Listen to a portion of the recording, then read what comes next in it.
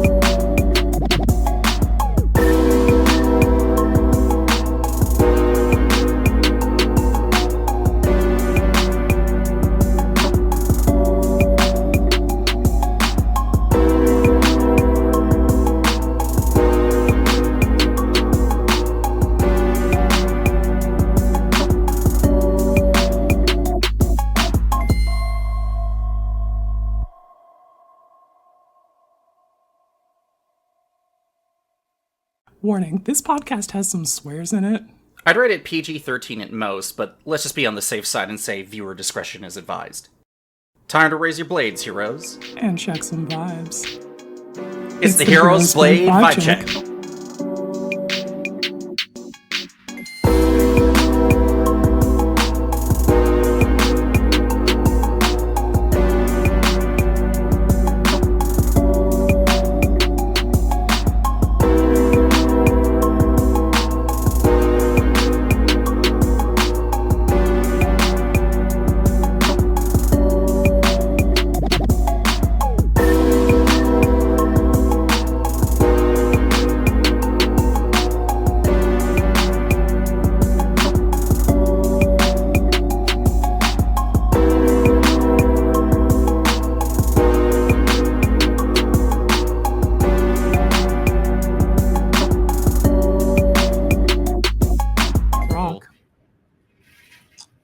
The power of the internet.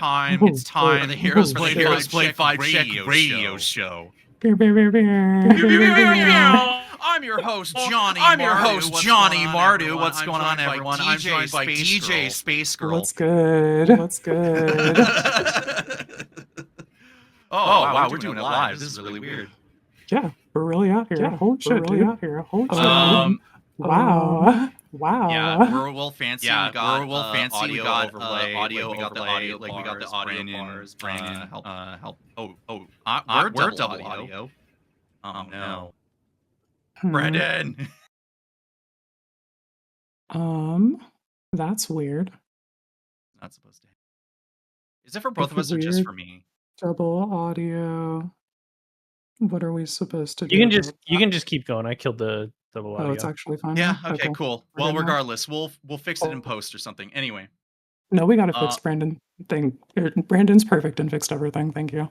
Fantastic. All right. So hey, this is really interesting because we only just did an episode earlier this week. It already just came out on Thursday. The difference is we are under a time constraint. We got only 2 hours, which whatever, we can fill it up, no big deal. We absolutely can, and my notes that I have here will scare the host. Oh fuck! I haven't looked at the notes because I haven't we have notes. Check that. I didn't even paste them into the full document because they would scare the host. Oh no. Okay. So let's go. Can you cut it down to 2 hours? Yeah, exactly. Okay. So here's my Vibe Check Live. One of the things that we're doing here is that for some people, this is their more or less their first exposure to us. Some people know who we are.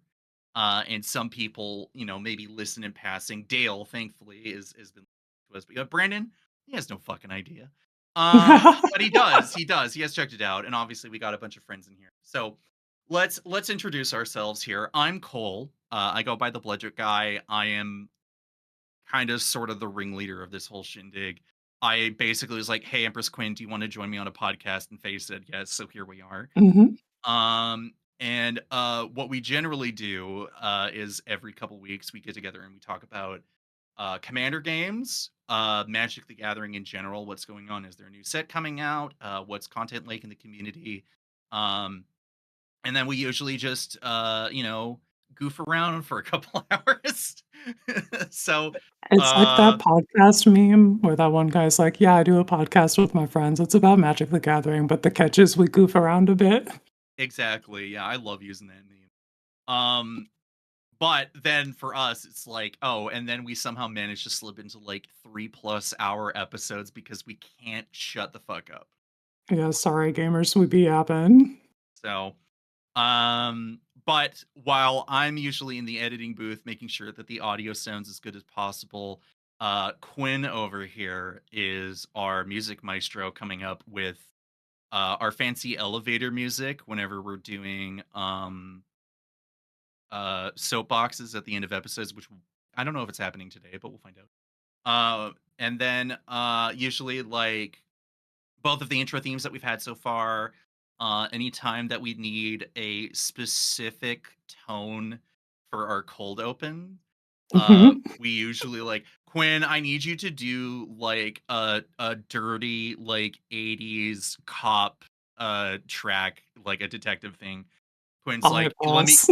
let me cook. I'll do it.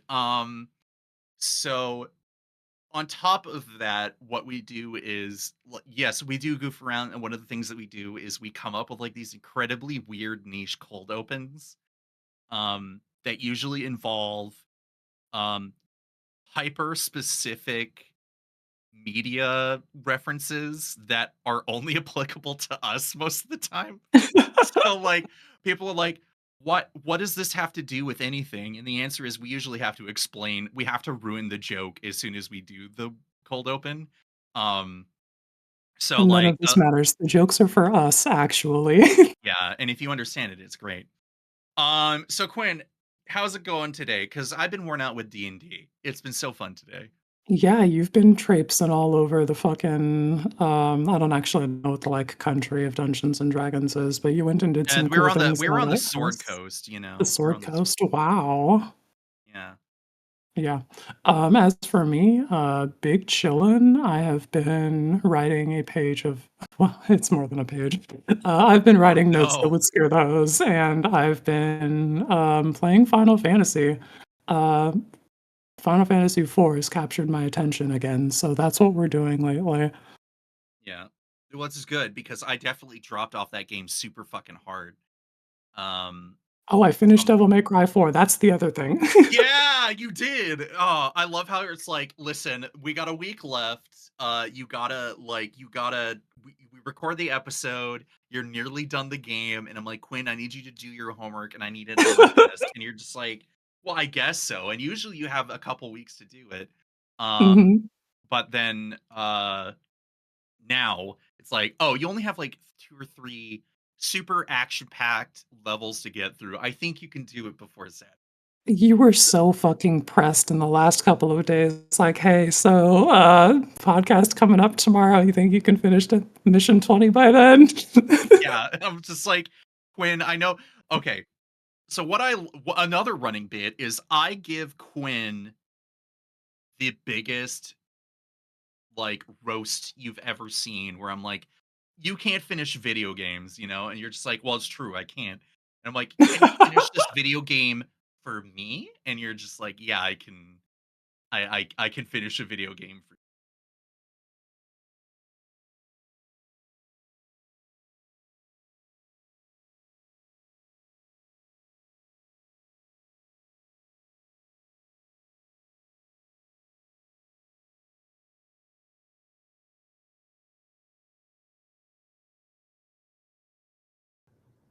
Ah, what is this guy doing? We are muted. Yeah. Okay, Are we now back it's back. on? Are we back and are we doubled or is it just us? I don't think we get the sound bars though. When is Cole doing Bayonetta? I'm pretty Lenny, sure Cole has done Bayonetta. I've played all 3 Bayonettas.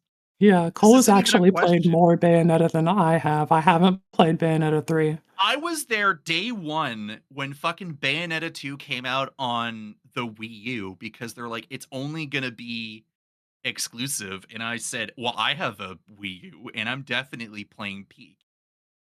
It is Um, peak. yeah. So I also also, have Bayonetta 2 on my Wii U, but then I bought it again on Switch because I like the series and wanted it. yeah. Let's gush about it next. Yeah, no, like here's the thing, right? Like, oh, we're Magic the Gathering podcast. We're doing the thing. Video games Whoops. is obviously very, very informative for a lot of us, right? And Mhm. Bayonetta, like Devil May Cry was my action game thing growing up because like I couldn't get it.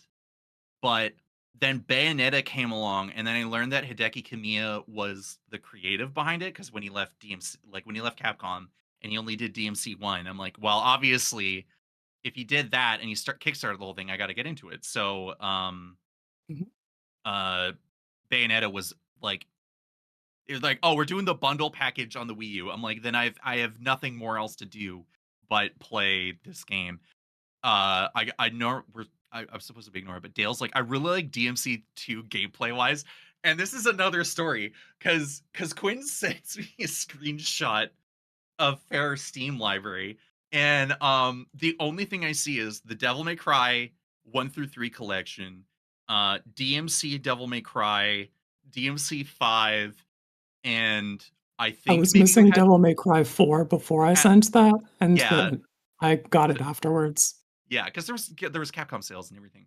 So you got it, and you were like, "Okay, what should I do?" And I'm like, "Okay, so if you play it in in universe chronological order, this is the order. If you play it in release, this is the order." But then you're like, you skipped 2. What's going on here?" And I'm like, "No, don't do it. Do not do it. I have so many receipts why you shouldn't be doing it." Yeah, Um, and then I was sent videos about people playing Devil May Cry 2, and it was just, wow, that looks like you're not having fun, and first I would off, like I to be don't having fun when I play video game. Yeah. So it was funny seeing your journey being like, I will play a video game. And I'm like, well, it's more likely to happen than you playing or you watching a movie. So I'll take it. And then you started playing 3, and then you got easy mode unlocked on the second mission, and then you got No, stonewalled it's by the the first mini boss. mission. It's fine. No, no, the first mission is in Dante's office, and then the second mission is on the road. Fine, that sounds fake, but sure. Yeah, you're like, that first one doesn't count because that was It basically a doesn't. tutorial. And I'm like, no, but you can still get your ass kicked because it's Devil May Cry. Um, but anyway, um, so thoughts on Devil May Cry 4 since we're here before we get into the proper swing of things. Um, fucking that Kirby meme that I posted of him dressed up as Nero yelling As Nero with Kyrie. the devil trigger, yeah, yeah. Yeah, like, that's it. That's how I feel about it. It was a good time. I would Mhm. definitely consider playing some more of that. They've got, like, 3 other characters to explore, so perhaps. Well, so here's the thing, because Music's like, not as good in that one, though. Devil May Cry 5 soundtrack, way better.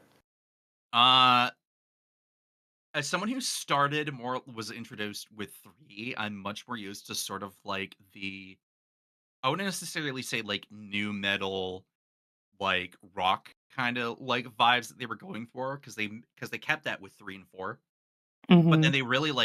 they really changed it up. And but when your opening song for Devil May Cry 5 is Devil Trigger, you're like, it's pretty hard to like It's beat fucking that. peak. It's pretty hard to beat that. But here's the thing. Here's what I got to say before if you consider doing anything without context of anything or whatever, if you go play Devil May Cry 5 again, but you play it in the Virgil DLC, you will the only song that matters is the song that plays throughout that entire thing, and uh it's Bury the Light, and like that song is the peak. Like if Devil Trigger is one step right below it. Like that is the only thing I can say. You will have your own opinions. I want you to get back to me on that, but like you do not get 9.5 minutes of someone's personal theme that encapsulates everything about the character from like 4 games worth of content. Devil Trigger is good. I'm not refuting that, but my god, Bury the Light is like the peak. Um Telekin's asking, is the TMC Netflix series good? If you If know you literally had nothing, Yeah, if you conflicting, points of view on that where, if you don't know Devil May Cry, then it's good, but if you like it, and care about Devil May Cry's canon, and that is not following it that, like, at is all. it is a slap in the face. However, it is like it wasn't half bad. Like I enjoyed it for what it was, but it really did end with Americans blowing up demons to the tune of American Idiots. So I don't know what you Nice. want to make of that. Episode 6 is probably like the best one of that entire thing. Like just straight up. The beginning of episode 6 of the Netflix Devil May Cry series is probably it. Go watch the old one from 2007. It's like an episodic, like kind of not like slice of life thing, but it is like in Devil May Cry lore and continuity. The intro was Limp I don't Bizkit. know. No, you're not wrong. You're not wrong. Like I'm not gonna refute that. That is true. Um. Anyway, so anyway, that is we're in a crunch. That was the 15-minute intro where we talk about not magic. Um. Alright, let's fucking buckle in DJ Space then. Girl. It's time to go for our next thing where we talk about the vibe checks. Yeah, the Um. vibe checks. So this is where we see our if a commander passes the vibe check, and what that means is usually pretty vague and nebulous, and as sort of implied by the title, very vibes based. And yeah, there's the fucking blade itself, the hero's blade, that 2 mana equipment artifact. Equipped creature gets +3/+2, and whenever a legendary creature enters the battlefield, you may attach that to it. It's also got equip 4, but if you're doing your job right, you never have to pay that. Right, yeah. So we're in a game that cares. We're in a format that cares about legendary creatures, and obviously, which every set that's coming out has legendary creatures in it. So you always have to be asking, is Hero's Blade worth a slot in the grand scheme of like Commander, right? And we get it. Everyone plays differently. Not everyone wants to be playing mids, as we lovingly refer it to. Yeah, we so affectionately refer to it. But if your commander can hold it for free, is it worth a slot, and is it worth you paying 2 mana for it? So let's start off with the two of them that you put on this list. It's pretty easy to just pop through them. Alright, so I got Ashnod the Uncaring and Diatrine Synthesis Amalgam. Let's look at Ashnod first. I'm gonna push this button here. Hmm. I kind of wish we Um, did have an image thing to like show off, but like we don't have time for that. It doesn't matter. yeah, we really don't. Yeah, Anyway, let's so open up Ashnod the Scryfall. You Uncaring. can figure it out. She's a 2, a blue, a black, and a red for a legendary creature, Human Artificer, a 1/4 with Death Touch. And whenever you activate an ability of an artifact or a creature that isn't a mana ability, if one or more permanents were sacrificed to activate it, you may copy that ability. You may choose new targets for the copy. I am tentatively yes on this because it is an artifact-based deck. I think having the blade as just like here's an artifact has something to it. It's also a 1/4 with death touch, which is pretty like this is getting in for damage usually. And Hmm. if I put the blade on that, then we can make that really fucking hurt. At the same time, this is not a combat deck. No, that's the thing, right? We coming into this podcast and having this whole thing, back when I was doing Uncommon Commander by myself, and I would sometimes like try to start asking people the question of like, is does your commander care about this fucking card? And the first time I mentioned it to Jim LePage, he's just like, "What is this? Like, I don't know what it is, right?" And that's the thing. We do love getting creatures in the red and turning them sideways and making sure that they hit people in the face, right? And one of the ways to do it is just make number go up and people have to make a decision. And one of your things you like to do is pressure people to be like, "Are you going to block this? Because I don't think you're going to block it." And that's where like the psychological element comes into this of like, I know that I know that you won't be fucking blocking this. And then they're just It's like, so "Ah, fucking funny to press people, and it's just like, "I have a tutu, and you have a tutu that you very highly value, and I just know you won't trade. I know it." like, Fucking you know that just do I the math. know." It's so Like, good. if I lose this 2-2, it's not the end of the world. But if you lose your 2-2, I know it's a bigger deal in the long run. So, like, what's you gonna do? And most of the time, those people are like, "Yeah, I'm gonna like take 2." And you're like, "All Like, right, you're cool. That's not what I blocking with Sithis Harvest Hand. Like, it's just fucking no." you might Oh, as you're well tap Tron her. engine? Like, no way. It's not gonna happen. Um, I'm so getting in there. yeah. So in this case, like I kind of agree because I did make this astronaut recommendation to you because you were like, I need something to meld this whole thing together, right?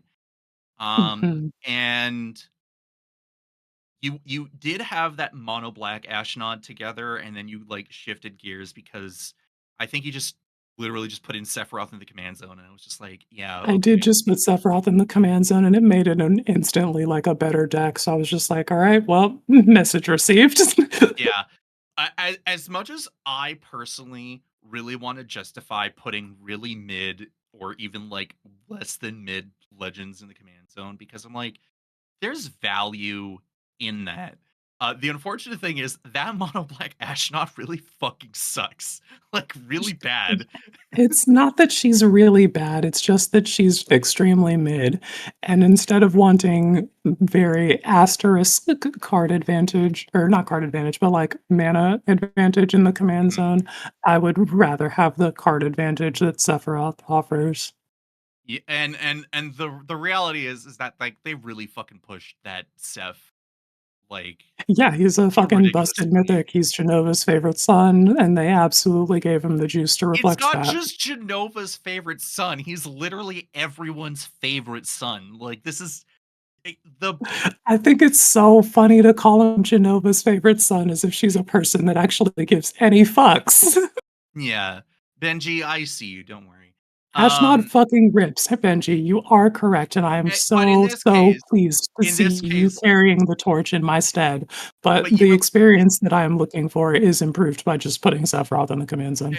and then, of course, we're getting to this different Ashnod where I'm like, "Look, you're looking for a Grixis Mean Girls commander. We gotta put the Grixis Mean Girl in it," you know? Yeah, she's the Grixis mean girl. That's like, I deserve it, frankly. So so we move on from one you move on from one to the other, so, like, I totally get it. Yeah. So that out of the way, we got my weird funky tree diadrine Freaky synthesis amalgam. Okay, This is so I gotta pull out a this card. Here we go. you just have that too? I put it I put it in Felithar because I had it in Felithar when Edge of Eternities was released, and then I'm like, "Oh, I could put more Edge of Eternities cards You in man over here like, the "I have deck." a proximate collection of many things." I can I say, you know? I'm a Anyway, content creator and I like buying singles. I don't know. Diadrine Synthesis Amalgam, a legendary artifact creature construct with trample, a 0/1, for X, a green and a white, and it enters the battlefield with a number of +1/+1 counters equal to the amount of mana spent to cast it.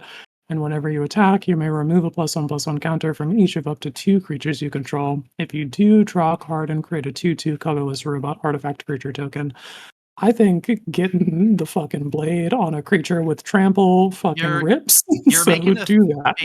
base 3/3 enters with 2 counters baseline, making it a 5/5, and then I don't know, you're probably playing a +1 counter strategy and you start taking counters. I sure fucking hope you are. Yeah, like It's what it I don't says know on what the you're doing card to with that. do. Yeah, so the answer is yes, absolutely. That card is just fucking nuts. Grows and scales in a regular commander game Yeah, I with think that commander packs. templating is Like, especially good in Commander because you do just get the commander tax also includes like, it contributes to the amount of +1/+1 counters that you get. yeah. I think that's important. Put in an Opal Palace, and you just start doubling down on the counters and stuff, and like it adds up. It adds up pretty damn quick. Mhm. Hard yes, I agree with that. So on the short notice, I decided to ask the hosts of MTG Lexicon for their commanders. The list is pretty all over the place, but we got some people here. So we're gonna start off with Lenny's Urza Gumball Machine, aka Urza what is it, High Lord? Lord High Artificer. Yeah. Uh Do I we want think to that guy passes the vibe check? I think that guy passes the vibe check. It's really free mana. okay. It's like an Okay, well, okay, arcane yeah, signet in yeah, that deck. yeah. No, you're right on that. Like that's the thing I was thinking. I'm like, okay, so becomes a 4/6, and you can use it as a mana rock, but like what else are you gonna be using him for outside of making a bunch of Urzatrons and turning them sideways, right? Exactly, Um like, what else is this wizard doing? You're blinking him too, probably, if you really wanna make a bunch more constructs or constructs. So the, auto-equip tech on that is, like, it feels easy. I think if you're and playing an Urza that smokes mids, that's a shoo-in. I don't know, Lenny, can you put that in your gumball machine? Let us know. But other That than might that, be like fucking too expensive. honestly, I'd believe it. Like, yeah, we're driving up the stonks on Hero's Blade. It's 26 cents. It's over budget. It's too much. Um, Fuck. so you had some here that you kind of gave me like a non-answer, but you did because you're like, oh, so my Allen, because I asked people for their signature decks. That's what I was doing. I was like, okay, so Lenny's was I did Urza and not yours was understand that it would be in this context, yeah, so I know. my bad for giving you a non-answer, but I can No, give you no, an that's answer not a with non. whatever the recent set mechanic deck is. No, but it wasn't necessarily a non-answer because the purpose isn't just to keep saying yes, obviously. You offer more no options by me being like, I have to show up and at least say that yes. Just I don't know why. But anyway, so you were talking about okay, your signature deck is Owling Mine, and you said that the Mhm. commanders depended on the trajectory of the moon and the sun. So we have Ludovic partnered with File Smasher or Tevish Zot, depending on the occasion. Mhm. Um, and the answer is probably not for any of them. Ludovic, even himself, is like pretty questionable. He's got a big enough of an ass that I just like, he's fine, I don't need to put the Hero's Blade on him, but if I did, then he's a 4/6, and I don't know, there's not n No, and fine. Tevish Zot definitely fucking isn't holding that stuff Yeah, at that's a all. hard So just fail for ignore it. Teversat. And if Smasher File I would Smasher, consider, because I would say I want her to get into the red zone, actually. I think that she would very appreciate violence and the I just taste of don't my think opponent's blood. this makes me wonder why Ankle Shanker wasn't a legendary creature, but at the same time, but I just think that like that particular version of File Smasher like isn't actually worth the investment. Like that thing is literally her job is to just sit there and just shoot people in the face for obscene amounts of damage, you know? Mhm. So I would say no across the board in this, just for the sake of saying it. The next one we got here is Dale's Ukima and Kazur partners with decks, the Oh, I say commanders that's a from both. hard yes on Ukima, dude. That's Just a free Ukima 3 straight up. damage when Ukima leaves the battlefield, and when you bring her back to the battlefield, snaps right back on. That's Yeah, perfect. Windmill yeah, slam. just so good. Kazur, I don't even know what that card does because I'm pretty sure 90% of the time the only thing that matters is Ukima. And I don't think I've seen Dale cast that. I know more people who literally just run Ukima as the commander. That's it. Like that, there's nothing else needed, you know? I play Um, that, like, both of them in the 99 of my Sultai Cypher deck, specifically so that I have a guaranteed, like, 2 copies of Ukima. yeah, jeez. Okay, yeah. Um, so then we got Matt Sigarda, host of Herons. Yeah, obviously, fucking duh. Yeah, Um, she kills people in the air, I'm saying yes for it's the surezies. it is the Voltron commander of yesteryear that still holds up, and she loves holding that fucking blade. Oh, yeah. Finally, we have Brandon Zer, the Enchanter, to which I say no, hard no, pass, don't pass go, villainous behavior, 0 out of 10, does not. Unfortunately, I think that Zer passes the vibe check. I fucking He believe it can't he fail. has to It attack. He has to attack. Yeah, well, I don't know. For You he doesn't have to make those hits mean doesn't deserve something, it. because He does otherwise, not. what is he I don't doing? care. He doesn't deserve it. I don't He even doesn't not even an deserve argument. it. You No, he can't doesn't even deserve fucking it. hate this guy. Oh my gosh, you're killing No. me. No, I'm sorry. You cannot be. I'm sorry. Anytime Brandon sits there and he's like, well, I think it's time to bust out the old Zer the Enchanter deck, the answer is fuck no. Hard no. Absolutely You're not. gonna tell me that you would rather him not play a concrete commander damage win condition and instead play another fucked up Magic the Gathering card? It doesn't stop him from playing 5 color slop. So, yeah. I don't I know. don't know, dude. I think that if you give them a knife, then they can actually just like, okay, I'll put the If fucking he's twin blade blessing. if he changed it up and started chopping off heads with that commander, then maybe I'd be inclined to say yes. But I'm not inclined to do so. So I will not. All right, you can say that that's a fail, and that's incorrect. But I Yeah. genuinely think that surpasses the vibe Yeah, check but you based on see, his but I'm attack trigger. loud. I'm loud, so I'm correct. Oh, Cole, you're gonna fit right in when you come to America. Oh, fuck. All right. Um, Uh, so we're let's gonna get out take of this. here. What's the next section? So we're gonna take this moment where normally we would have comments to talk about people who came uh in the normal episodes, to which no one has said anything either on the Spotify or YouTube feed, so I have nothing to go off of, and that will be strictly reserved for the next episode, which we will be having with Combat Trick Cody, Oh shit. aka who's currently in chat right now under Brew Review MTG. Cody, maybe you want to try that, change it up. We do have guests coming on every once in a while. Brandon checked in Mhm. with us as we were getting ready for this, and he's just like, "Are you gonna have guests?" I'm like, "No, like we have a schedule. Like we will be doing that schedule, you know." So next episode we do have Cody coming in. And speaking of white people doing podcasts, Cody and Laz uh, stuff over on Brew Review. I do love when those guys get together every like month or however often they get to do it and get an episode out, because then I'm like, oh, I have. If I'm loud and incorrect, Laz is louder and more incorrect than me, and I love it. Um, so anyway, let's talk about the live feed for a second. We have Yeah, a what the fuck fairly is up, gamers? Thanks for coming through. we got a bunch of people coming through saying hi and being like, I can't remember who said it earlier, and that would take a while to scroll up, but someone was saying that it was the first time that they're seeing like a podcast live, and like, so here's the other thing. I'm gonna take this moment before we see like other comments coming in. All right, go ahead and talk your shit. I'm gonna hit the bong.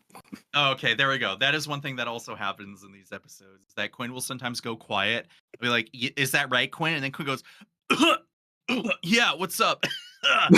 So one of one of the inspirations of doing this podcast is that you will have the people who like, we're talking about competitive Magic, we're talking about limited, we're talking about set reviews, we're talking about commander and only commander with like no nuances start to finish, like you have your whatever's, right?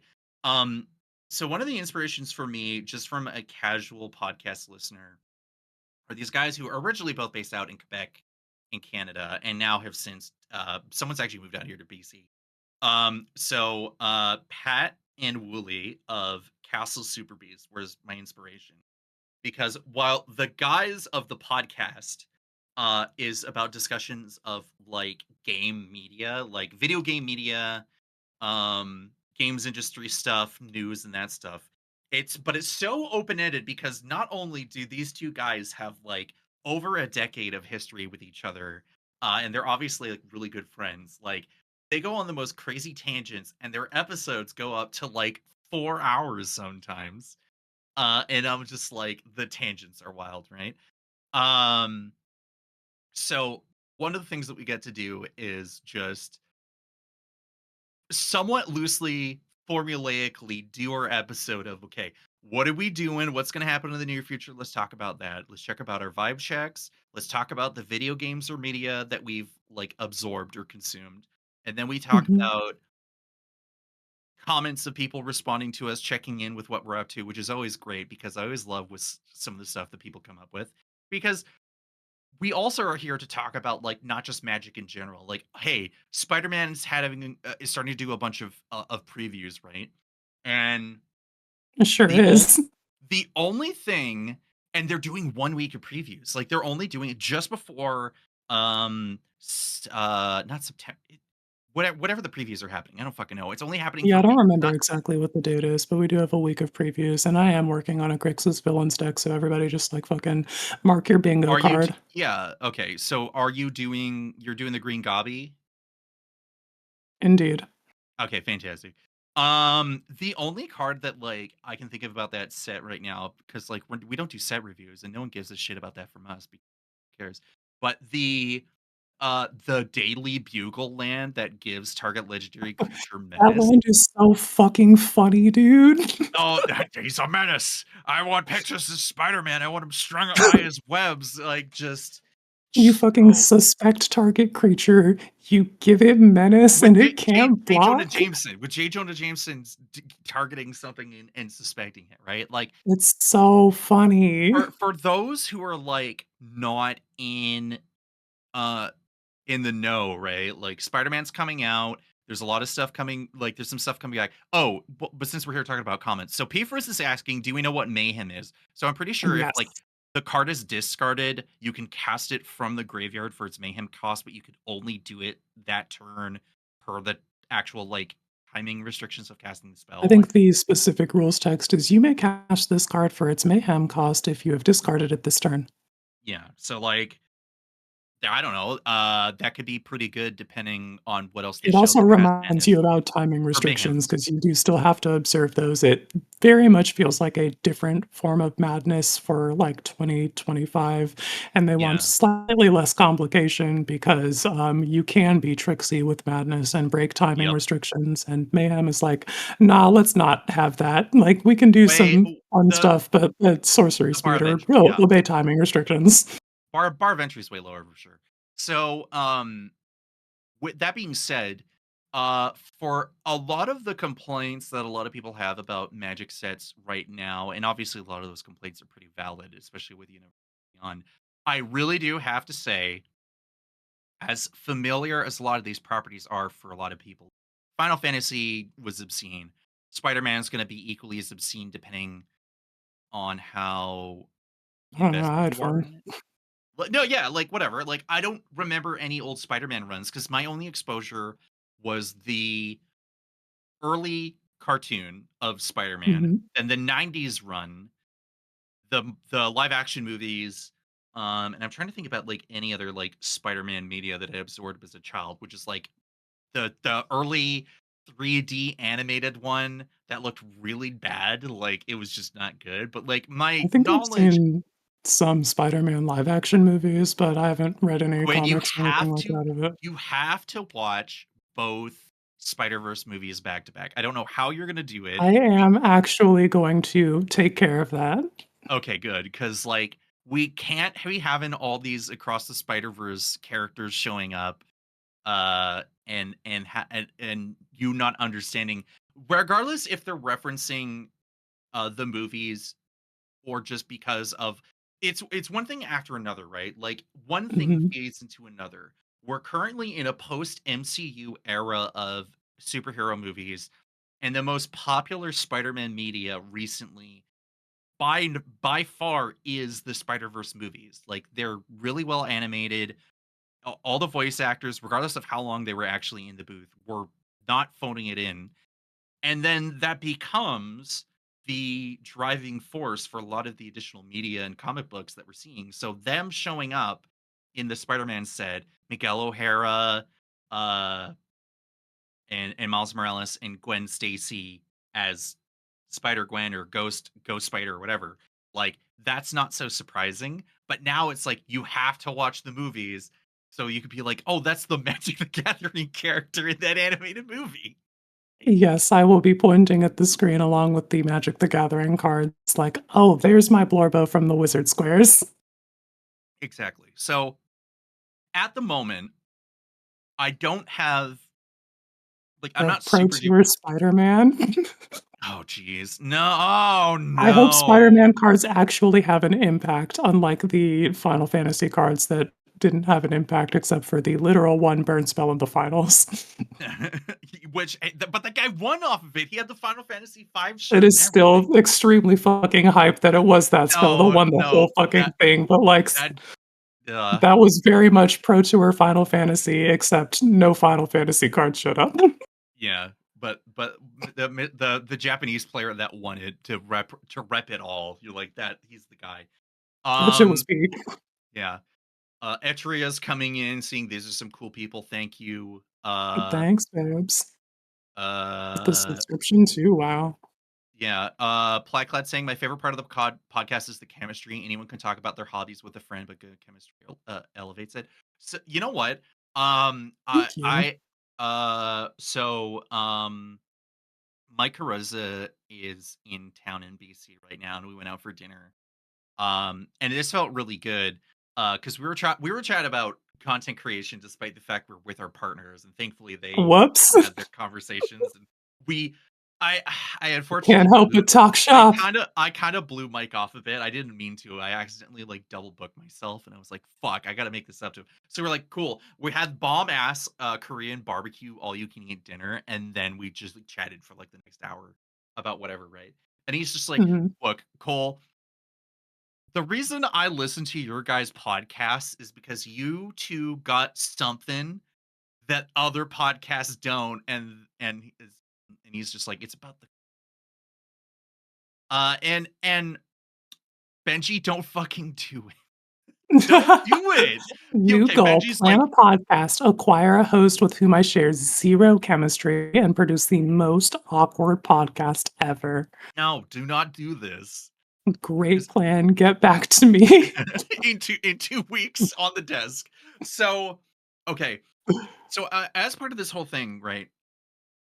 We along with Lenny are also Patreon uh fans of the Legendary Creature podcast, and that is a Discord that is full of personality and history among a community of people that are like, um, oh man, like I don't know if I want to jump into the seat in the recording booth and start right.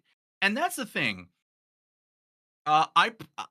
For years I was constantly like, how do I do content creation? Because like I was always so enraptured with people doing YouTube stuff, and I was like, oh well, if I get a microphone, I can Mhm. just do YouTube stuff. But like even back like over a decade ago, like even or more, like 15 years ago, going through like high school and everything, it's like that's a huge thing to jump into with no prior experience, and there's a lot of learning that you need um to video editing and audio editing and all this other stuff. And Yeah, then it's there was like this, 5 different jobs in a trench coat. and it really is, and not even getting into what it's like now to do this type of stuff, because like even doing this podcast, like It's yes, still that. our chat, like like this is great because this is a combination of a lot of things. Like this is us, like this is you and Mm, me with the Here's My Five Track, like, hey, we're doing it live, right? But then there's also a community of people that is part of MTG Lexicon that are here seeing this for the first time or is adjacent or whatever, right? But like that requires effort and investment and time.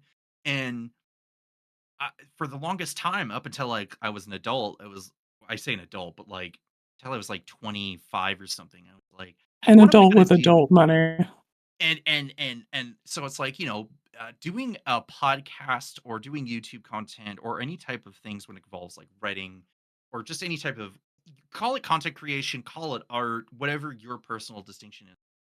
It requires a lot of effort on your part, and the real thing that you got to think about is like, what are you getting out of it? And we're not earning money in this. I don't intend to earn money from doing this. Um, Unless it's like, I guess, really good money, and then, like, be like, "Cool, I can finally pay Quinn for all of your time," right? But like the reality is, because of what I'm doing and what we're doing, and the point of it is it's supposed to be sort of a branching off of a pre-existing hobby. And we only get to do this a couple times a week traditionally. So like outside of gaming with each other, it's like cool. Our thing is we get a couple together a couple weeks, and then on a random Tuesday or Wednesday night before I release an episode out on Thursday, I'm in the zone editing it, right? But the Mhm. reality is I've been doing this. I've been doing podcasting period for nearly 5. I want to say it's almost coming up 5 years. I think it's 4 or 5 years or whatever. But Damn. like the thing is to anyone that's like, I want to do it, just do it, right? Because a lot of the people who are in here, like in chat right now, everyone's been doing something some way, right? And whether that's because we got Cranky in here as an example. The Legendary Oh, Creature cranky, my podcast king. puts out a form during set reviews, and what those set reviews are peer reviewed things from among the Legendary Creature podcast community. Be like, review this card and let me know why you think this card is good, right? And that even within a character limit, or even taking a few minutes of fame of like trying to explain the case for a card from a set, it's like uh that requires your unique spin and consideration for a card that regardless if other people resonate with it or they would say something similar, it's still your take. Mhm. And Cranky and you and I and Lenny and all these other people have their own opinions of cards, right? And then we take a look at, let's say, Lenny, who Lenny was able to join MTGLexicon around the same time you did. Or was it? Yeah, I think it was me or you or whichever. But like we all joined kind of relatively kind of around the same time, right? And was also doing Coast to Coast Commander, and he was also doing a bunch of streaming things with other people at different times, and things change. And do you evolve, or do you let the thing die out, or do you ride it out, or whatever, right? So there's merit in thinking of like, what do I want to do? Do I want it to be a hobby, or do I want to make money out of it? Why am I doing it? And how do you go about doing it? Because you have to know, you have to be mentally resilient, and determined to like do it right. Because like if I You didn't gotta have be fun doing locked the this, fuck in. if I didn't care about doing this, we wouldn't be doing it. Like, this would feel like a chore, and despite the True. growing pains, like, "Oh, no, we don't have the audio bar showing up at the bottom of the overlay." Oh, well, we messed up. I blame Brandon on that one. We can move on with our lives, right? But, um, the only thing I gotta say is, like, if people are like, "I wanna take the jump," do something. I don't care what it is, right? And if nothing happens, you still manage to do it, and if you get 10 people talking about it, then you got 10 people talking about it. We get a few hundred listens per couple weeks, and then those numbers trickle up over time as some people go back or come around or whatever. Mhm. Um, but yeah, so like, And so with every one of them, my power grows. yeah, it's true because then we get comments coming in every couple weeks, and then we either people be like, "Cool algorithm, all gay rhythm." We're like, "Cool, great, thank you." And then other people are like, "You know, I was gonna say they were phoning it in for Spider-Man, but they actually did a very good job with the set." And I'm like, "Yeah, like if they did phone it in, I think we would notice." But despite the issues of like the hyper release schedule, I don't know. A lot of the Universe Beyond sets aren't necessarily just phoning it in because the people working on them know the source material pretty damn, you know. And yeah, as it turns out, a bunch of fucking nerds work on these cards. And they absolutely are so passionate and care about what they're doing. hmm Um, so I was just gonna take this moment. So traditionally, what would be happening here, uh, because we've been changing our formula and stuff. What traditionally happens when it comes to doing this podcast is, maybe there would be a cold open, that's themed based off of whatever happened to be going on. Mhm. We've done a murder crime mystery thing when Lenny was our first guest. Yeah, that was the Back detective procedural episode. That was the beginning of like 2024, which was pretty good because Murders at Karlov Manor was coming out. Um, we did a um fuck. We did like a Western opening where you were a bounty hunter, Mhm. because we were doing Thunder Junction stuff. And then we actually went back and redid the bit when Mike Carosa came on because for whatever reason, I was like, I'm Yeah, gonna we had to close tie the loop. in. I was gonna tie in "Am I the Bullcast" because I like Mike's content over there. And then we're like, oh, we're gonna bring it around. And if you pay attention, you are rewarded for being a listener of all the episodes because then you know like where the connected. Otherwise, Mhm. you have like, no, I have. Oh no, don't shoot that sign, Cranky. Exactly. Yes, thank you. Yes, Like, exactly. It and then lets we you did hashtag connecting the dots. yeah, and which I was gonna go into for a second here. So, and then one of the openings we did was because I and then eventually Quinn watched Arcane, um, which I love that show. I think it's really well animated, and the fact that Quinn watched it start to finish, I like blew my mind. I'm like, oh my god. So we had to do the opening where I, of course, was the super crazy uh You're fucking uploading yourself to the universe. yeah, so I had to do, and then we brought it back again because we both played Final Fantasy 16, and the voice actor who played the villain slash final boss was also the same person who voiced the final boss of Arcane. And it's like Doing I gotta we basically got the same thing, so you're like, "Sick, I'll run that character back." I'll do the exact same thing with like slightly different editing tricks because like and that's the thing, like, the nature of the podcast allows us to kinda get away with it because I'm not gonna sit here and edit a YouTube video, or I'm not gonna ask Quinn and I to, like, record ourselves doing a bit. Stop trying to make connecting the dot happen. I can't okay, so here's the other thing. That At card this moment bangs. at this It moment happened. at this moment traditionally what happened is we go through comments and then we would talk. We would take this moment where we'd always like tried to change things up and add things here. But what happened was Benoit was always like our friend, the Benoit, Benwa, the Benoit. Love that guy. He lives down the road. Should hang out with this guy more often. He's super funny. Yeah, Um, that's the and homie. and one of the things that he was like, guy, like I really want to do something, right? And I was like, okay, let's take a shot in the dark and let's see what happens. And I'm like, okay, loosey goosey, Benoit, exactly. So it's like, okay, let's do a thing called smoking mids. I don't know how or why we came up with it because Quinn smokes weed and like that, whatever. Okay. But the goal was that Benoit and Quinn would do a podcast within a podcast and they would talk about the most middling performing Magic the Gathering cards that you could add to a commander deck because you wanted to power yourself down or change things up for a commander deck or whatever because you wanted to enjoy what you were playing. And one of the things you can do is just don't play the staples and do something strictly worse. And Mhm. one of the first things that came out of Benoit's mouth was the card called Connecting the Dots from Murders at Karlov Manor. Yes. And if there was ever anything that I could take the bit and run with it myself, but I don't want to do that because that's Benoit's bit, is make a bit called Connecting the Dots. But that's not my bit to take because that was Benoit's thing to do. And the unfortunate thing is that in part of this crazy landscape of Magic the Gathering, like content, um, and how you engage with the hobby, Ben was like, unfortunately, like I don't really have like the time or the energy. Spend about an hour and a half talking with Quinn, do like these mini episodes in the podcast for a lot of different reasons, but he's just like, I need to re-examine my relationship with the game. So we had to stop doing that. And we're like, okay, well, if we're losing about approximately 20 minutes to a half an hour of our friends like Quinn and a friend of the show talking about cards for about like that period of time, what do we do? And I'm like, Quinn, I need you.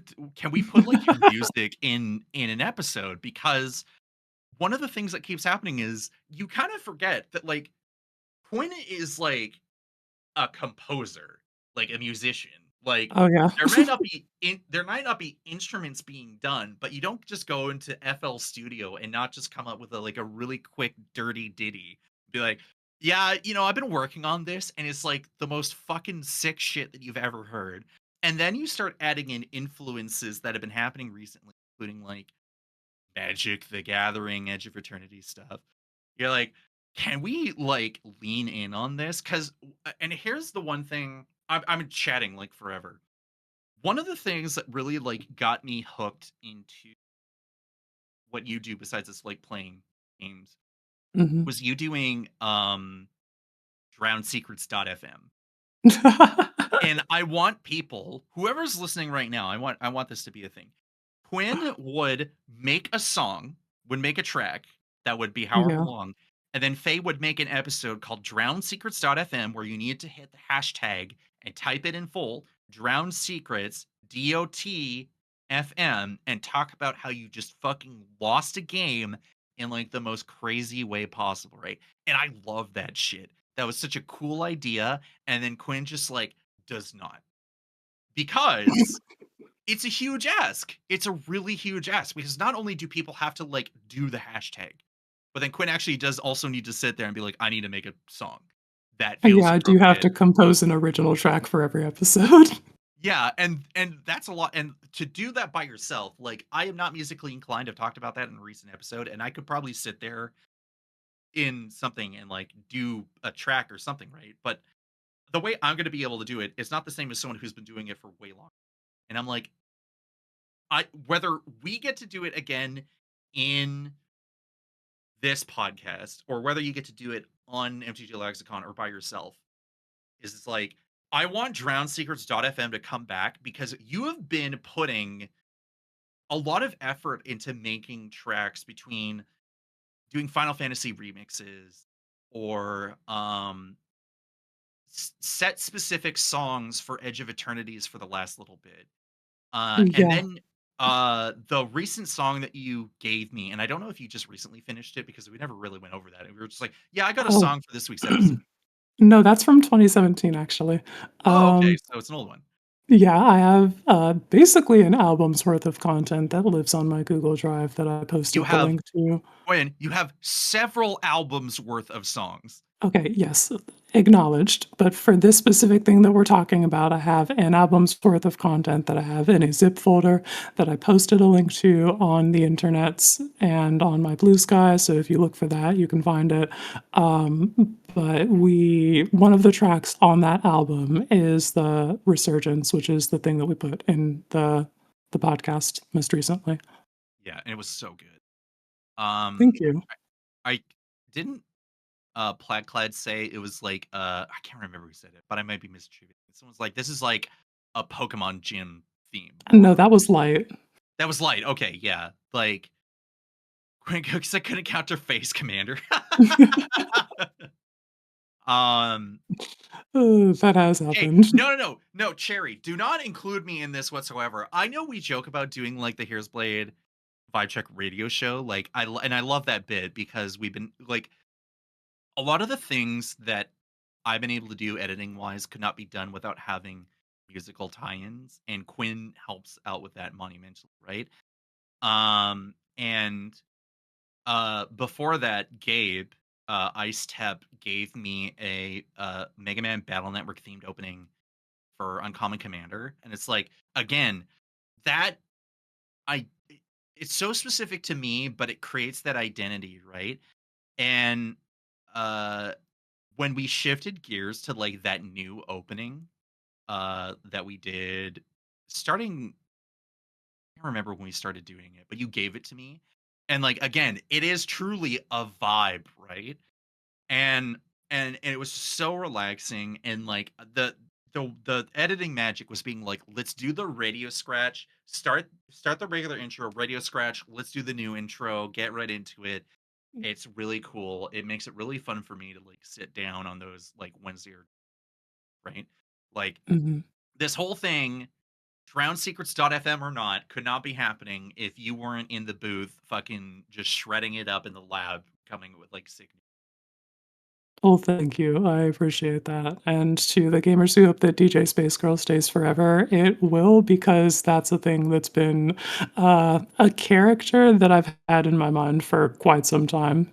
John, It's not Johnny exclusively Mardu, related to Edge. Johnny Mardu is a recent creation, let me tell you. But DJ Space Girl is forever. Okay, so I Uh, think on my Twitter even, actually, I have an extremely old video, from the POV of DJ Space Girl. yeah, like that's the thing, right? Like I've been wanting to do content creation forever, and I've been doing it for like 4 or 5 years now. And like, but the way I'm doing it now is like way different than whatever I would have thought doing it. Like it's just so night and day. And tying it to magic, like, is just like one thing. Um, but yeah, it's just DJ Space Girl. Like the fact that you've had that in the back of your brain forever, and then Edge of Eternities comes out, and you're like, Space Girl. Well, Whoa, that's perfect. it's perfect. So yeah. So I had to take this moment before we shift gears here because now we got another hour to go. Mm, This hat, it's just a Herschel trademark ball cap. Like I don't own hats. And a friend of the show in MTG Lexicon, Joel, aka Enthrallman, he does painting. He does a lot of like classic art, like traditional art.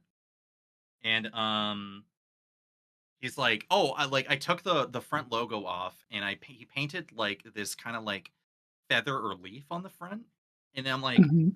"Hey, bro, I've been trying to do this stupid Johnny Mardu thing, and I one of the first things that I think of in the back of my brain, thinking about this stupid Johnny Mardu thing, is these shades that I bought for Mhm. like $10, so it was like great, low investment.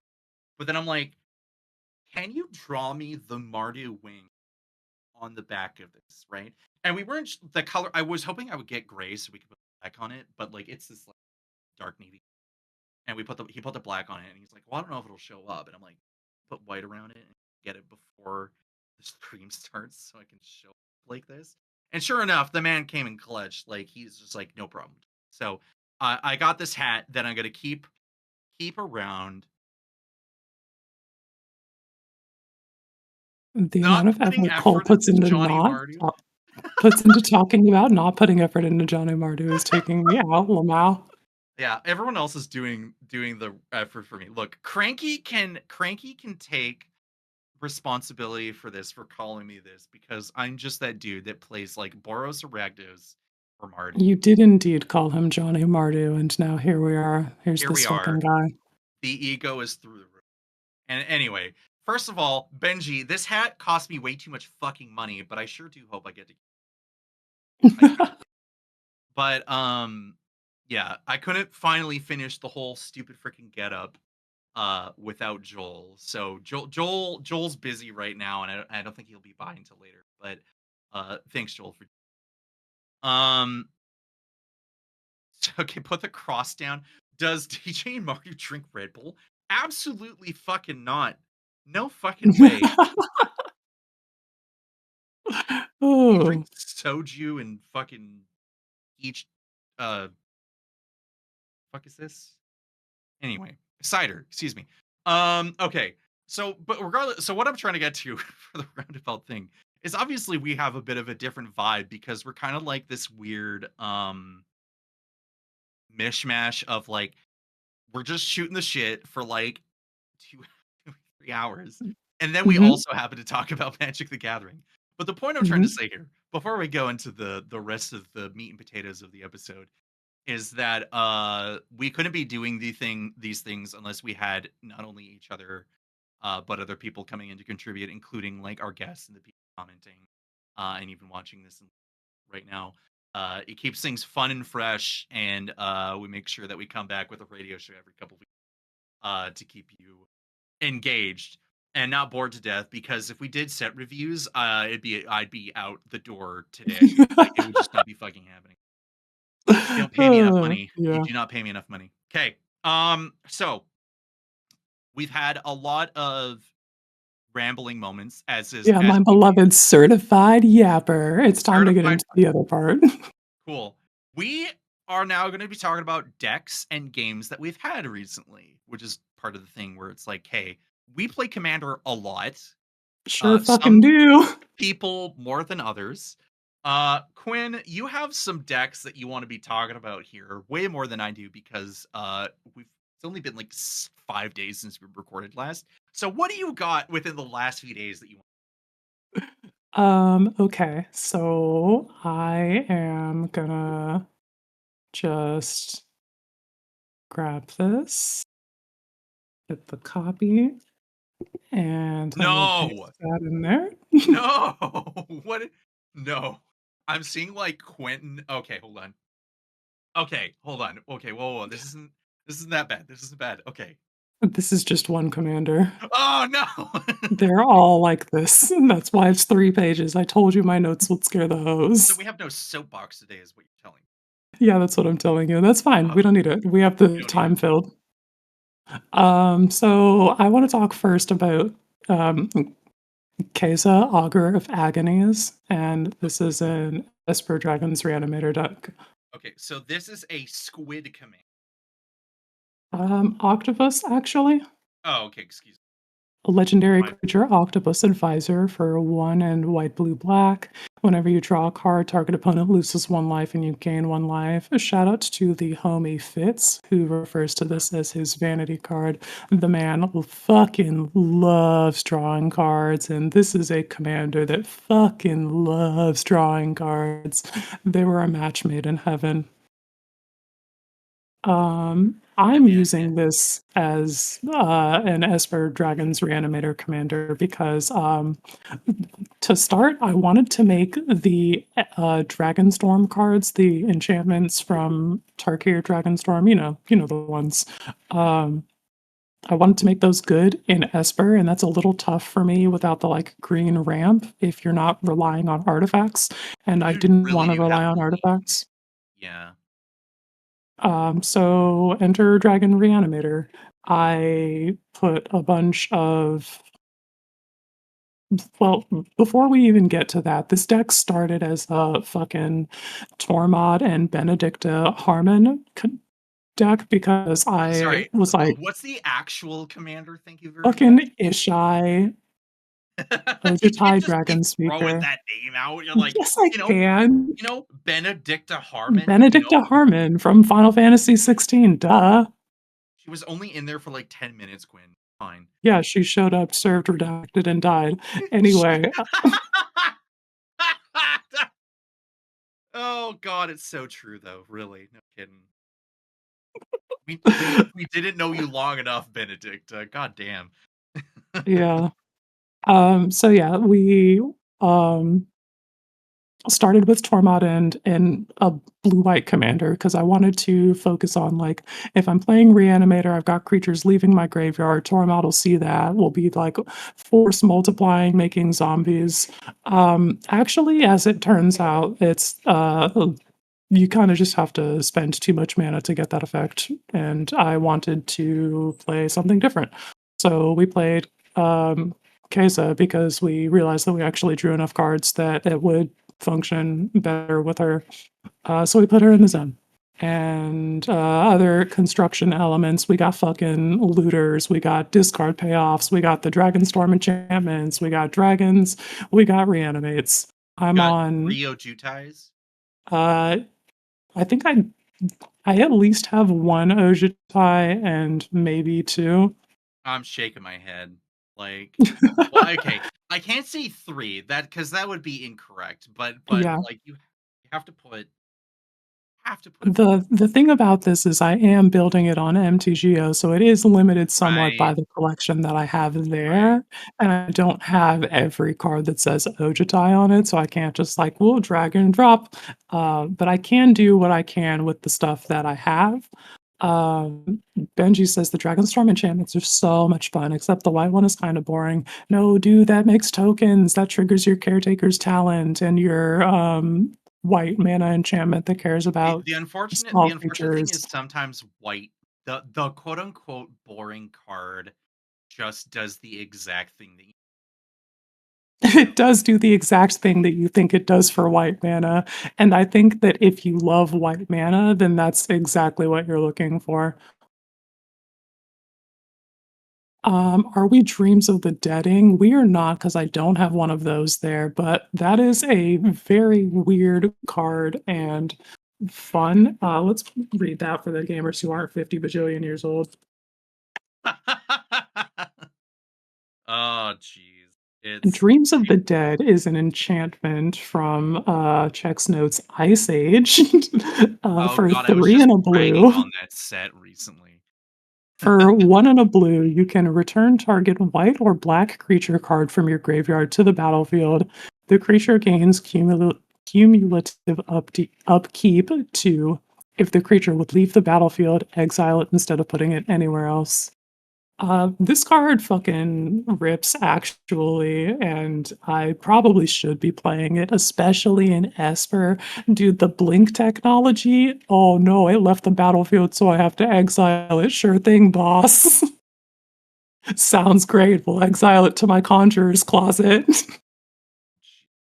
Never mind the asterisk. That is the thing. And You know what? As much as I rag on like old cards and how they like interact with stuff and everything, it's like, but if it fucking works, it fucking does the job. I'll just complain about it Mhm. the whole fucking time. I guess you're allowed to do that.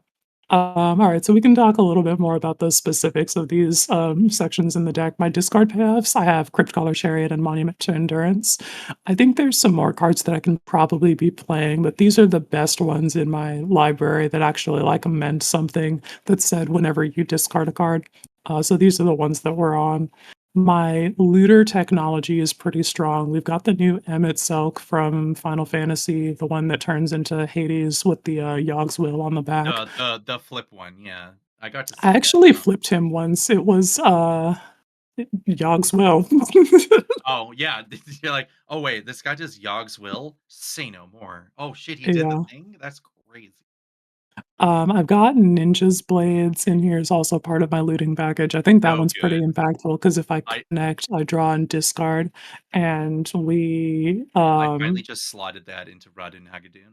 yeah, it feels so good to like I'm discard your waiting. 8-drop I'm wait. dragon. I'm Elbrus the Binding Blade. That's what I'm waiting on.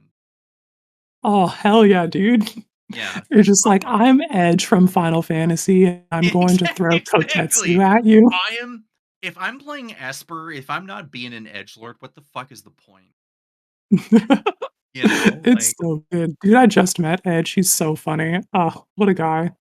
Anyway, let's not get distracted by Final Fantasy video game again. My dragon package, my really big ones are Hoarding Broodlord, Summon Bahamut, and Ojutai.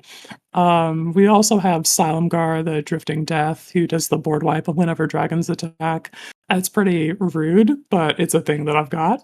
And then Summon Bahamut. Just the fact that it's a dragon works so well for this, and it's also just a big fuck off guy. I was That's just a gonna be like, why is that in the it's a dragon. Never mind. yeah.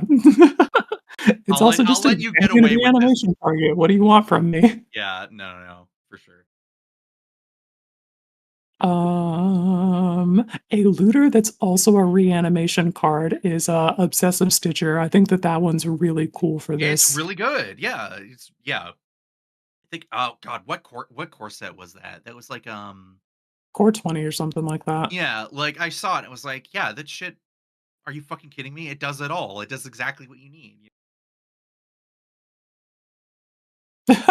Yes, Plaid Clad Bahamut is enchantment creature saga dragon. That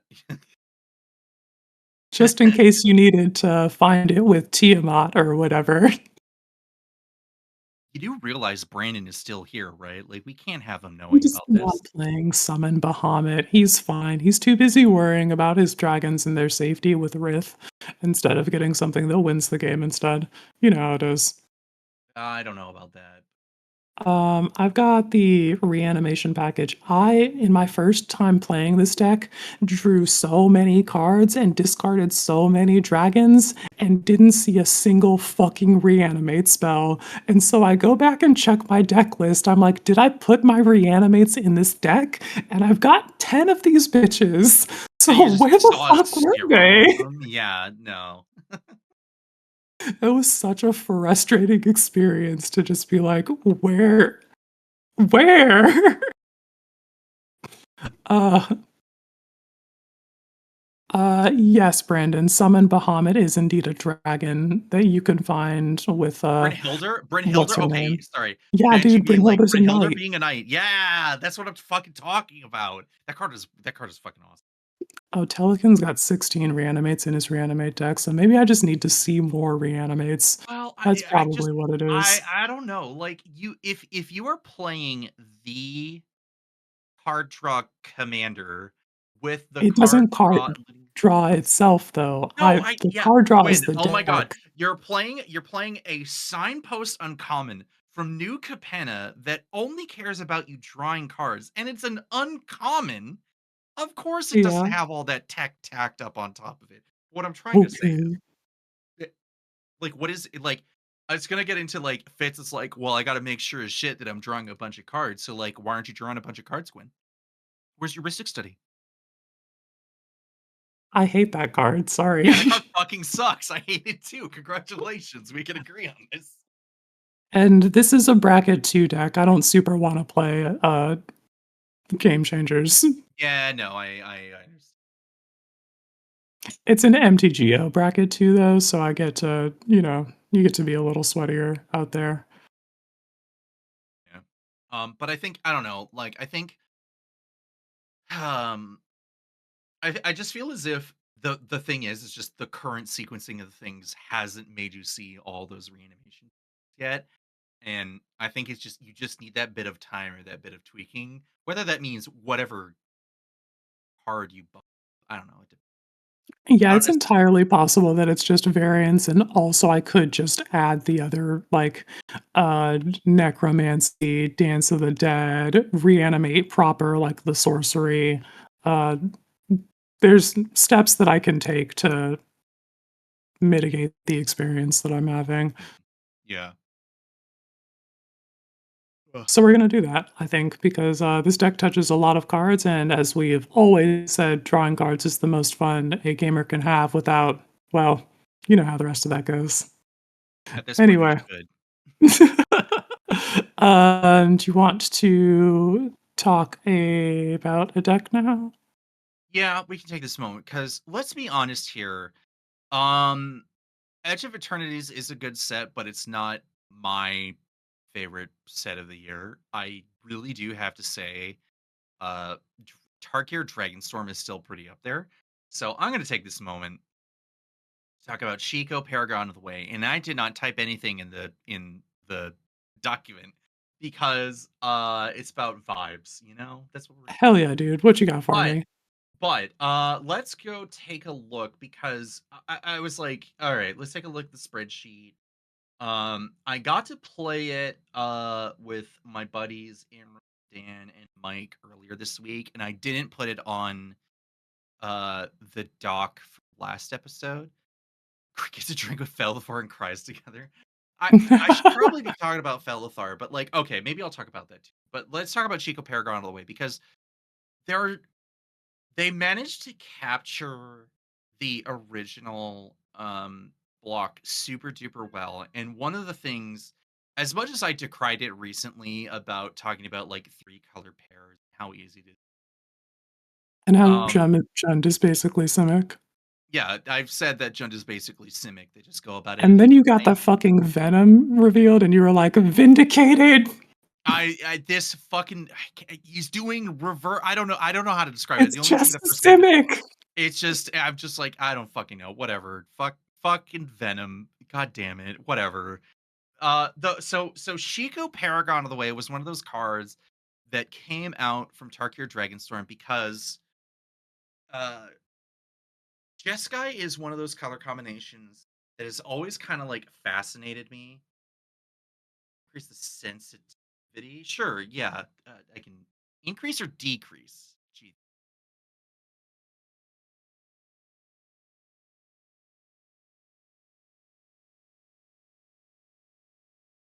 It didn't pick up any of that last little bit.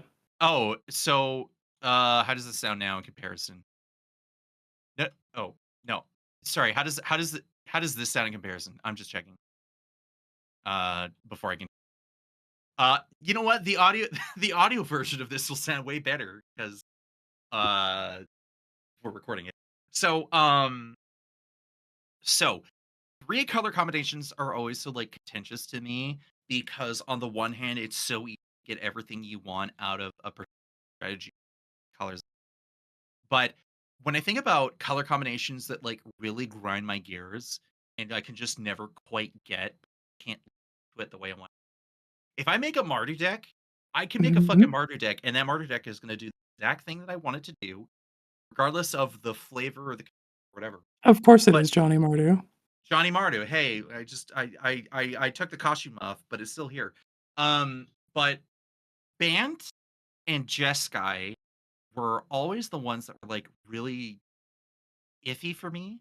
And Bant, Mhm. like I'm looking at 2 Bant decks on my shelf right now. I'm gonna be taking them apart. What I'm gonna do, can't take the costume off. I'm talking about I'm gonna be talking about Jeskai, and I gotta keep the costume. So I'm You like, can't okay, take the fucking Mardu out of the Outrider boy. yes. So Tarkir Dragonstorm comes out and it's wedge colors. So I'm like, okay. Sultai, been there, done that. It's boring as shit. I don't give a fuck what they're doing. It's nothing new. And sure enough, they show off Taval on both versions. And I'm like, great, it's fucking Taval. Like, I don't give a fuck. It doesn't matter. I don't care. We've been there, done that. Mhm. Mardu comes out, I fall back in love all over. And Yeah, I you do. should We probably both actually fall in sit love with the down. spirit dragon. Like, I should probably sit down and try to play Zergo in some capacity, but let's be real here. It's all about Nerf Heart of the Storm deal. Fucking love it. Um, Teamer was a bit more familiar, and I do love that color combination, despite the fact that it is 2/3 Simic. The difference being put into the mix, and then it's all fine and dandy. But like, I've had a Yusova Dragonclaw deck for years, and I play that deck a particular way, whatever. But and then we get to Abzan and Jeskai. And Abzan and Jeskai, like, I don't know where to put them on the tier list of like what's my for it. Because Mhm. because we'll talk about Felifar for a second. I put together Servandam the Lucent because everyone was getting all hyped up about Sunstar Exemplar or whatever that particular version. And then I learned that some people didn't like it, and I'm the uncommon commander guy, so I had to build Servandam the Lucent because giving your shitty little 2/3 flyers death touch is a great way to put pressure on your opponent. And then when your commander has death touch life Mhm. plus 1 death touch attacks TP, they're giving the thing Titan template. Who cares? I love that fucking card. It's That sweet. Servandom is very good. I played against it in limited against an Yeah. opponent who had just the fucking constructed deck, basically. They had Yeah. Halia, they had The thing. Yeah. Servandom, they had Yeah. Servandom, and then that guy, that Servandom comes down, and I'm just like, "This game's fucking over. GG." It's just putting enough pressure, right? Yeah, So he just ends the game.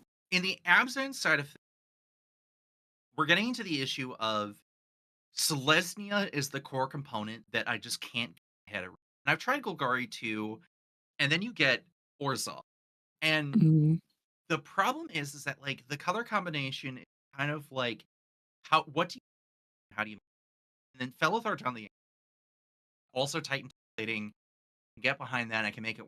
It's simple. You put some counters on all your stuff on the attack, that's fine. But but then I make Servandum and Felithar, and the thought I had was like, well, I haven't played the Servandum deck a lot. The fact that I built it, but like, what if I just end up being so unsatisfied with it that the only thought process are seemingly loves the Edge of Eternities as like a concept. Got a lot of Yeah. together. Um, so that's still on the shelf. But then we get to Jeskai, and like Jeskai has this kind of push and pull opposite issue of with me. Bant is control color, which hey, Cole plays control, whatever. But like something there's like, oh, Simic in white. I'm like, that's the most boring thing. Am I cutting out again? This is crazy. I'm like max volume. Can anyone else confirm what Dale's saying here? Anyway. Um so the push and pull of like shit. Okay. Let me I think you just need to stay up on the microphone. let me stay on the microphone and just really lean into it. Lean back. Okay, sure. I will lean into it, and we'll see what happens. So, Band is, yes, the control color is the flicker color. You play Simic ramp with white, so you probably have some of the best removal, right? And like whatever, Yes. but like that is so fucking boring. I have never been able to play a band deck that I actually liked, even when I started playing Commander back in like 2012. And my favorite color combos at the time was Simic and Selesnya. Like it should have been a no-brainer.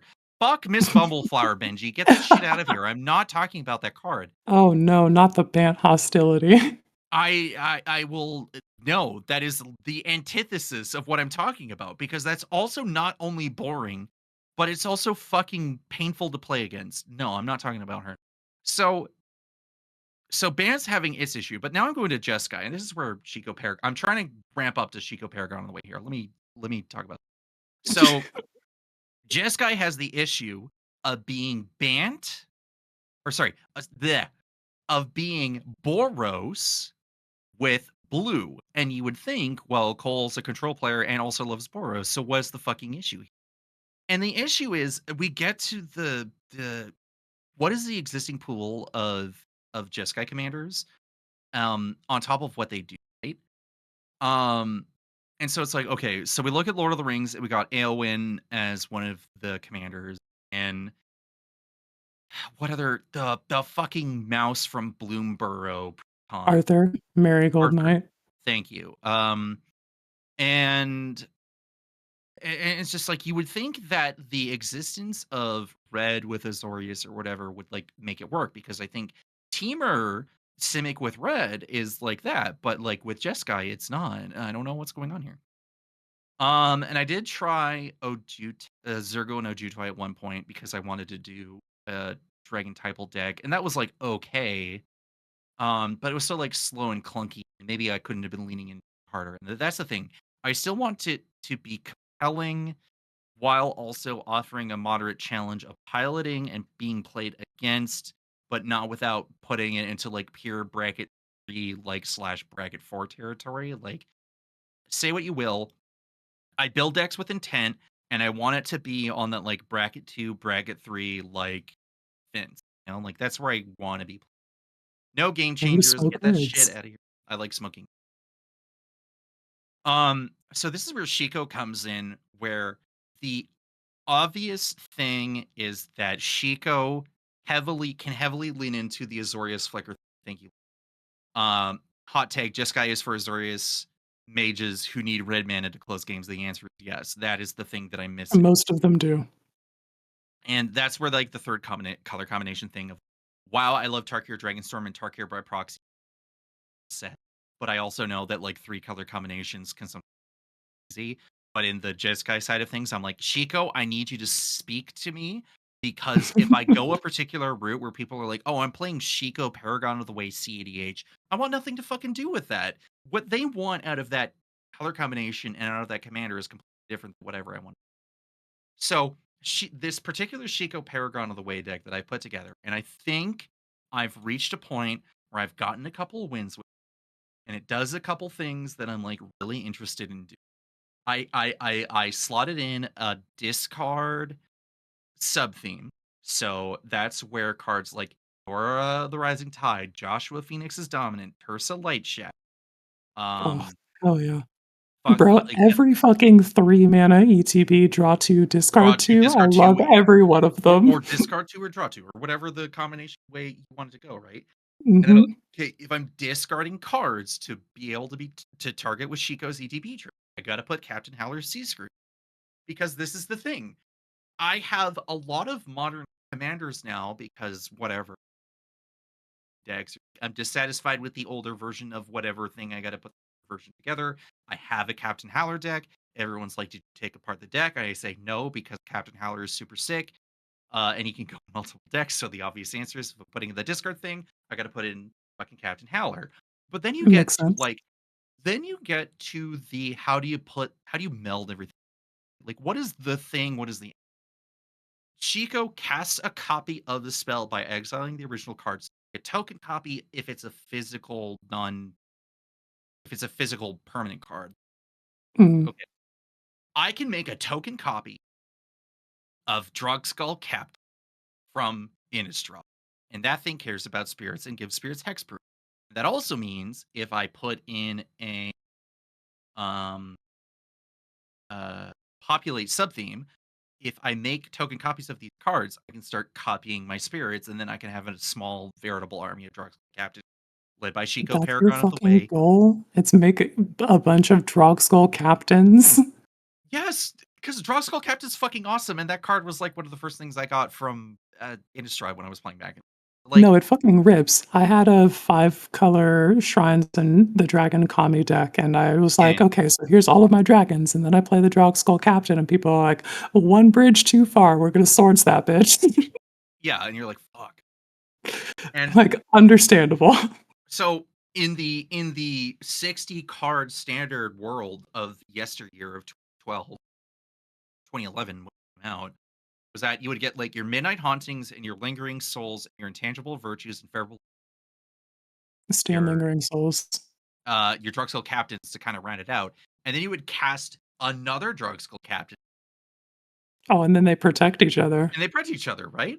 And the thing about Shiko is like she she asks and wants you to do the ETB to cast thing, right? And I totally get that, but she's also a 5 mana 4/5 with flying and vigilance. So you Mhm. start putting a bit of extra power closer to the mic. How fucking close do you want me to be? You're Let me put up. technically supposed to be a lot closer, like your fist distance. You know what? Let me bump up the gain. How does that sound? I don't know. I have to take other people's You word. gotta read the full text of a Magic the Gathering card first. It's actually we need. Okay, am I reading Shiko? What am I reading? What am I supposed to? I don't know, you have a card on your desk, grab one and read it. Okay. Let's read Kryl Baldician. I don't know how to. Anyway, Okay. lifelink 2/1 trace aether. Whenever you cast a non-creature spell, you may return target creature card with mana value equal to the spell's mana value from your graveyard hand. Do this only once each turn. She's in this deck, by the way. That's why I do. So okay. So the long and short of it is I'm trying to do this, like trying to capture commander from my yesteryears by having stuff like that in. I'm doing like a spirit sub theme. It's a spell slinger thing. But the thing is, most of the quote unquote spell slinger parts are non creature spells that are mostly permanents.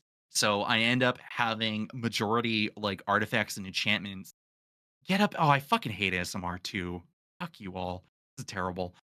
The point I'm It's trying to get to just here. how you're supposed to be using the I microphone, I'm know, sorry. but then, like, you can't see my freaking fat nose, and the only thing you can see here is the freaking hat and the glasses. And this is why The people podcast with microphone arms sometimes. and this is why I don't record us because, like, the the point I'm trying to get to with the Shiko deck is that I've meticulously spent the last few weeks trying to capture an essence of a card while also trying to bring back a strategy because nostalgia is a strong motivating factor. And I think despite how the deck really wants me to lean into certain things, I've managed to find a compromise of Azorius Flicker with haste and damage involved. Um Mhm. Jeskai Ascendancy is a fucked up Magic the Gathering card. This thing is also the engine that allows me to punch you in the face with a 10-11 Chico and then do it again the next turn and that maybe make her 11. I don't know. Like I've been able to scare the shit out of people with like commander damage. Mhm. Um I get to use the newer cards like again Tersa Light Shatter, Flamehold Grappler that gives your next spell like just copy your next spell. And Yeah. then the 1 in a million shot of getting New Way Forward to redirect damage to someone's face and drawing you a bunch of cards. Um, I get to put a Kaikar in the deck, and that isn't the one that makes well, sorry, it's not the one that makes experience that allows you to sacrifice them for fucking red mana because that one's a fucking annoying card.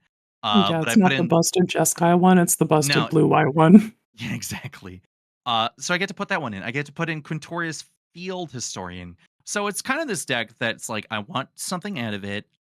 And in order for me to get something out of it, I have to put in every card in this color combination to make it work. And the only really make it or break it thing that makes this thing work is me and my deck building strategy.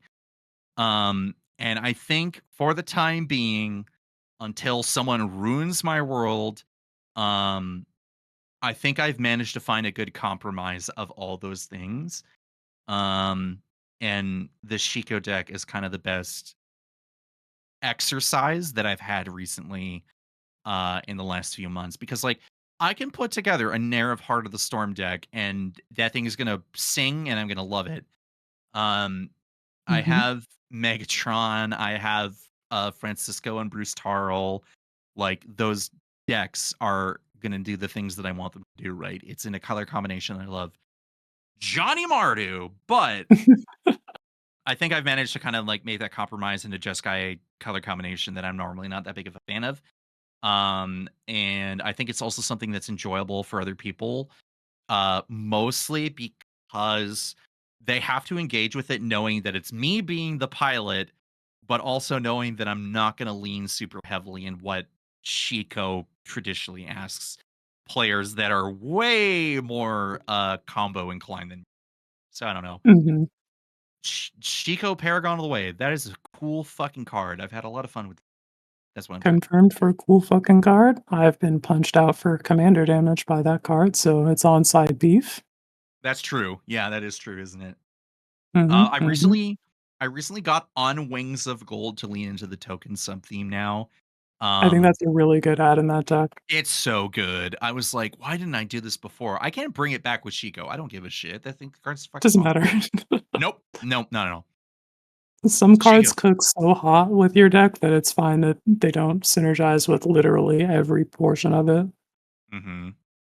Anyway, I think that was like kind of I managed to somehow tie Felithar and Shiko into the same thing. So I think I've yapped on top of my actual usual apping. We have Hell yeah, real approximately yap 25 shit. minutes. Go for All right, I got one last deck for us then. it. Okay. Oh, it's not the Daedra Amalgam. No, it's not Diadrine.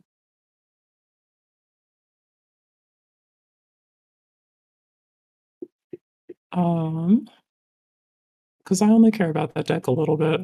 Oh, okay, fair enough. You get a little bit more emotional tie into this one. Yeah, basically. I actually give a fuck about Grixis, Yeah. whereas Celestia, the thing about Diadrine is it is just tokens and counters and tokens and counters. Like, it's exactly what you're expecting Selesnya to Yeah, do. no, for sure. Yeah. And I have a source of counters in my command zone, so I've got any of the synergy for moving around counters.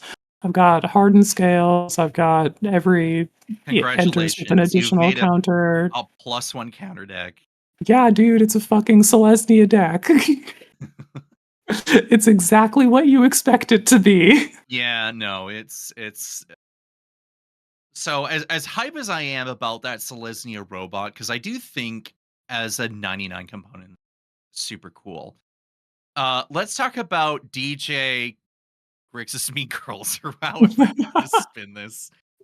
All right, DJ so Space Grixis? I don't know. Let's I wanted to experiment with the card weapons manufacturing from Edge of Eternity, and I wanted to play that in Grixis because that's hmm. the color combination that I find home.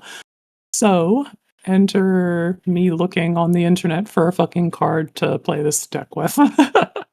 um, I posted on the internet about it, and Cole came through with a sweet recommendation. How about another Ashnod? And no, hang on, there's something here. He was cooking with that recommendation. Hell yeah. So we took a Sometimes I'm look. right. Yeah, sometimes you're right. So yeah, we took a look. The main things that we wanted to take a look at with this was like Cryogen Relic and its activated ability, and just like cards of that genre, the Melded Moxite from the set as well, the Mephitic Draft from Lost Caverns of Ixalan, just the like 1 to 3 mana artifacts that enter the battlefield and draw a card and either can be sacrificed for value or have a thing that happens when they are sacrificed or put into a graveyard. It's fucking it's fake eggs. Is it fake if you're still like doing the eggs thing like a little bit? Yes, because I don't have any 0 drops. Oh, okay. I hate like that version of eggs, but Oh I've no, got because that's its potential. yeah. So let's take a look at the construction of the deck here. I got skull bombs, I got spell bombs, I got clue stones, I got lockets, I got blood tokens. Fucking These are my clue stones. yes, Jesus dude, clue stones, okay? Christ. I'm playing bad cards because they say draw cards when you sacrifice them, which means Ashnod can fork the ability. Okay. Yeah, I know. So it turns out my recommendation was good, and like I'm just a super secret. Yeah. I'm also playing things that require sacrifice. I have Dockside Chef, who I can sacrifice things to draw cards. I have Iara 1 and 2. I'm really excited to play Iara 2 here. She sacrifices artifacts to deal burn damage to my opponents and gain me life. And I can also activate her and transform her into Iara for I think Widow of the Realm is her front side. Furnace Queen's the other side. There we go. Yeah. And at the beginning of combat on my return up to 1 target artifact or creature card from your graveyard to the battlefield. It gains haste, exile it at the beginning of the next end step. And I can just fucking use that to, I don't know, drag a commander sphere back from the graveyard and sacrifice it again. So I can draw 2 cards with Ashnod. Yeah, it's Or I could do that with, I don't know, the Combustible Gear Hulk maybe, or Noxious Gear Hulk. jeez. It is every this deck is like every artificer deck's dream, but also if you're just like a filthy Gear Hulk lover, like this is the fucking deck. This You is how know? you fucking Gear Hulk, baby. You're like, Um, oh, if you cast a Noxious Gear Hulk on me, this fucking sucks. But if I cast Noxious Gear Hulk on you, it's totally fine. yes, everybody likes to be the one casting Noxious Gear Hulk, this is true. So, yeah, we definitely have both of those. I don't have Torrential Gear Hulk in here because I don't have any instants in the deck.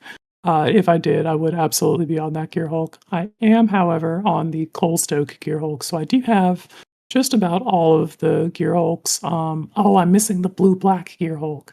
I think I just don't have that on MTGO. Oil, We oil can, yeah, what is that? Oil deep or whatever.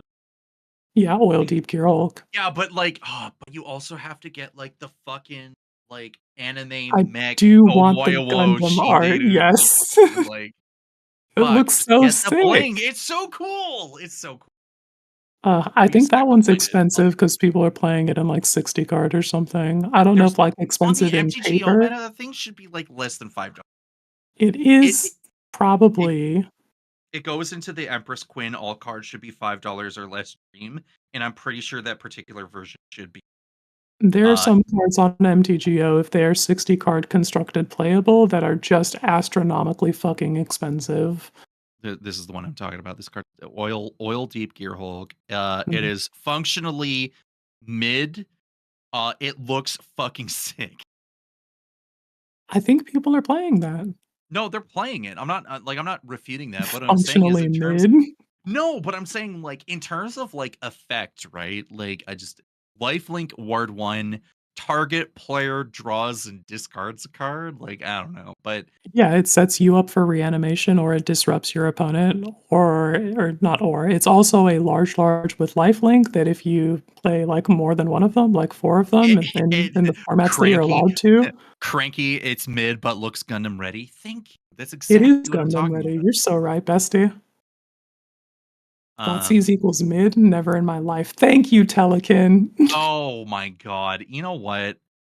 My Oil deep wisdom is whip. wasted on you You're all. just not understanding what it does, and that's fine. Everyone always Okay. had like that min like that. Anyway, whatever. Let's go on. Let's get back on track. I got some cast triggers because if I'm gonna cast these artifacts, I want to fucking farm value off of them. So I got the Black Mage tech. I have the Black Mage's Rod. I have Kuja. I got Black Waltz 3. I Yeah, think Black Hole that's 3 doing a bunch of work. the biggest package of that. We've also got token generation on cast. I have the Sharknadoes 1 and 2, and we also have Tella, who on cast of a non-creature spell is just automatically Hard. making me a hero token. And then if I spend more mana on those things, then he makes me more things, like draw cards and other stuff. Like Tella fucking rips.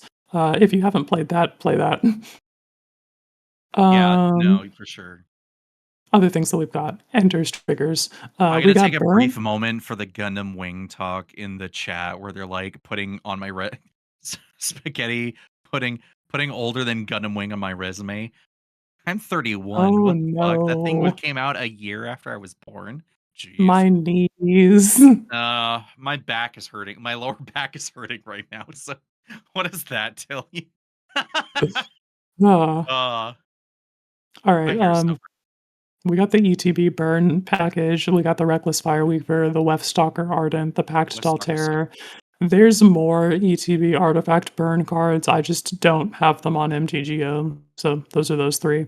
How And then much we've is got just Oh no, this token. Never mind. Continue. yeah, there's I think like 2 or 3 others. Maybe just no, I think it's just 2 others. I don't wanna think too much about that anymore, though. We've got the value enters. I've got Golbez, who lets me surveil. Yep. Worldwalker Helm is just, like, contributing to artifact volume. It's so good. Yeah. Oh, I make a map token. Map tokens are kind of fucking sick when you sacrifice them and you fucking discover it twice. Quinn, Yeah, what do exactly. I I do with forced the map token ability. what do What do I I do use? with a map token? I don't know, Quinn. I don't know, Find find yourself. yourself? So fucking good. God damn it. I love how hyper Sickest burn. referential we are, and they're just like, fuck are these people talking about? Anyway, so yeah, Worldwalker Helm from what the fuck set in I think Thundercharge? that's big score, but it is Yeah, I think it's set big score. on Ixalan, if that makes sense. Yes, no, I see that for sure. I Like, see it's that an for artifact from Ixalan that from is being Ixalan, stored yeah. in the vault on the from the big score. Anyway, yeah, that card basically just, like, doubles all of my artifacts, which is important for the cards that care about the quantities of artifacts that I have. We also have just, like, the artifacts themselves. Those will enter the battlefield and generate a bunch of value for me. And then artifact volume payoffs. I got shit like, Glint Raker, who actually doesn't quite pay off artifact volume in the same way. It's just What the what the fuck is what? What is this yes, card? dude. This is a card that I had never seen before in my fucking life until a couple of days ago. Glint Raker is a 1/3 with flying for 3 and a blue, and it gets +X/+O, where X is the highest mana value among artifacts you control. This And card. whenever Yeah, it yeah, yeah. Yeah, and whenever it deals combat damage to a player, you may reveal that many cards from the top of your library. Put an artifact card revealed this way into your hand and the rest into your graveyard. So if you're a Scrap Mastery Girly or a Duretti Rocketeer Engineer like I've got in the deck, or Iara like we talked about at the top, all of that fucking works. And yeah, Glint Raker is just like, it's gonna show me cards, it's gonna beat people to fucking death when I've got my Gear Hulks on the battlefield. I'm into all of that. The other things that we've got for volume payoffs is kind of just Darksteel Juggernaut, who I affectionately refer to as Darksteel Jugs. Um, should probably find a spot for Nettle Cyst or the Tezzeret of Win the Game. You know the one, the 6 mana one. That 6 mana one that I know exactly which one you're talking about. Yeah, the one that says plus up to win the game. Yeah. Yep, exactly. The Darksteel Juggernaut is also in here because it pairs with my guy Golbez Crystal Collector. So at the beginning of my end step, if I control 4 more artifacts, I can return target creature card from my graveyard to my hand. And then if I control 8 or more artifacts, each opponent loses life equal to that card's power. I've got Darksteel Jugs. She's tracking her power the entire time, which I should don't be know why pretty sizable. Darksteel Jugs is fucking taking me out. Like, what? No one has said this before until you. Like, what That is is not true. People have absolutely been calling Juggernauts no one big jugs fucking from the dawn of says Juggernaut. this. That's No not one true. I don't believe this. I've never heard this before in my life.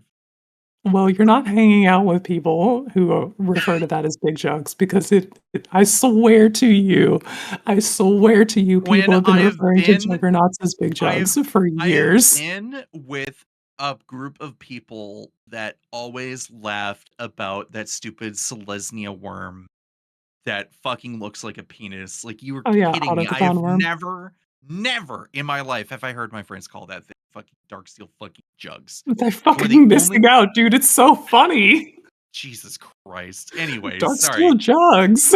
Am I gonna have to freaking call this bonus episode Darksteel Jugs? Like, this is That's the title. Thank you. that's the title. Congratulations. Thank you everyone for your contribution, but especially you.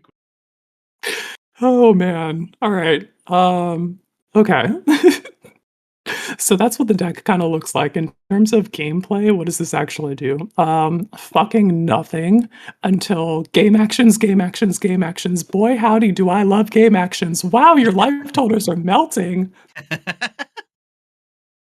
It is very much just like, more seriously, I inconspicuously get set up with trinkets and mana rocks. Maybe I land weapons manufacturing, and we treat that as a Vandal Blast insurance policy where I'm Yeah. literally just casting these rocks, I'm making these weapons, and then I don't do fucking anything else with them until somebody casts Vandal Blast, and then that person eats every instance of damage. So it's like, you better fucking watch out if you want to wipe my artifacts, my guy. I will make it costly. Yeah, no I can also just sacrifice those to the things that demand sacrifice. Any of those the cards in the section up there, we talked about them. We can use the weapons for that. And then Ashnod shows up on like turn 4 or 5, and we start activating our trinkets and forking their abilities. And somehow we turn that value into a win over time. It's much more of a burn deck than a combat deck. I have Mhm. the burn package in there and all of that, but I do have a way to win the game via combat. Mhm. The Rise and Shine is absolutely in here, and It this is always for yeah. Shurz's Depth Shaker Titan slash the blue one, Cyber Drive Awakener. Cyber Drive Awakener, yeah. I just It's got another absolutely that kind copy. of deck. I I just got don't another have copy those of the on Shaker. MTGO. Do they well, also, I'm actually curious which one's cheaper, and I probably one of these says the Shaker, but that fucking I giving your think stuff so, yeah. melee and Melee is trample. so good, actually, and I can point that at all of my weapons and tell them to turn into 3/3s, and then on end step, it tells me, "Oh, no, you gotta sacrifice your weapons," and I'm like, "Sick, I'm gonna cash in this stock portfolio and fucking melt your life total." Uh, Spaghetti's like, if you've ever been beaten to death by 36 Cyber Drive Awakened clues. Oh, it's the fucking dream. Now we got Hell a yeah, red dude. one. Now we got a red one. Why did Okay. they give me a red one? I've become too powerful. It's pushed me over the edge. I might not be Zen Cole in monk's robes with 10 decks, but my god, I am some other bullshit. Like, You really are. it's so good. It's so good. Oh, fucking crashing out over it. Oh my god. Yeah, I'm liking what you're going. I'm liking what you're doing here. I'm glad that you screamed out into the void and was like, "How do I do this?" And I'm like, hand on shoulder, Yeah. Quinn, Ashnod, hello, like this is the thing that you've been waiting for, and See you later, Cranky. Thanks for coming through. yeah, which I mean, we got like 10 minutes left, so like, have you really missed out on anything? We'll just get the episode out and you'll be fine. But yeah, Yeah. like you're doing Grixis Mean Girls, you're doing artifacts matter, you're managing to cram in a bunch of I mean, it's you could say it's mostly new cards, which it is. I mean, you can see Black Waltz 3, Colstoke, Gearhulk, Golbez, Kranko, Kuja, Duretti, like all these recent versions of cards and characters, Mhm. like great. But that being said, um the new and old cards are granted new life because of this specific niche that you're trying to find, a la weapons manufacturing, which is Yeah. such a fucking cool card. And the other thing too, is that you intentionally you're like, this is a weapons manufacturing secret commander deck. I have to lean into what weapons manufacturing is asking me, where it has to be a non-token artifact. If it just said Yeah. token artifact, what the You can fuck are you doing? absolutely generate a much more diverse stock portfolio. If you have, like, token options, you can spam all sorts of artifacts. But But having this to non-tokens, I'm like, "Okay, we're gonna fucking skull bombs, spell bombs, implement of combustion, fucking Nile spell bomb." Yeah, like it's good. I'm really liking the angle that you took this. I'm super stoked to be sitting across from it. And I feel as if despite like the quote unquote staples that are showing up like on this list out of necessity more than anything, it's like this is still niche enough to be super cool.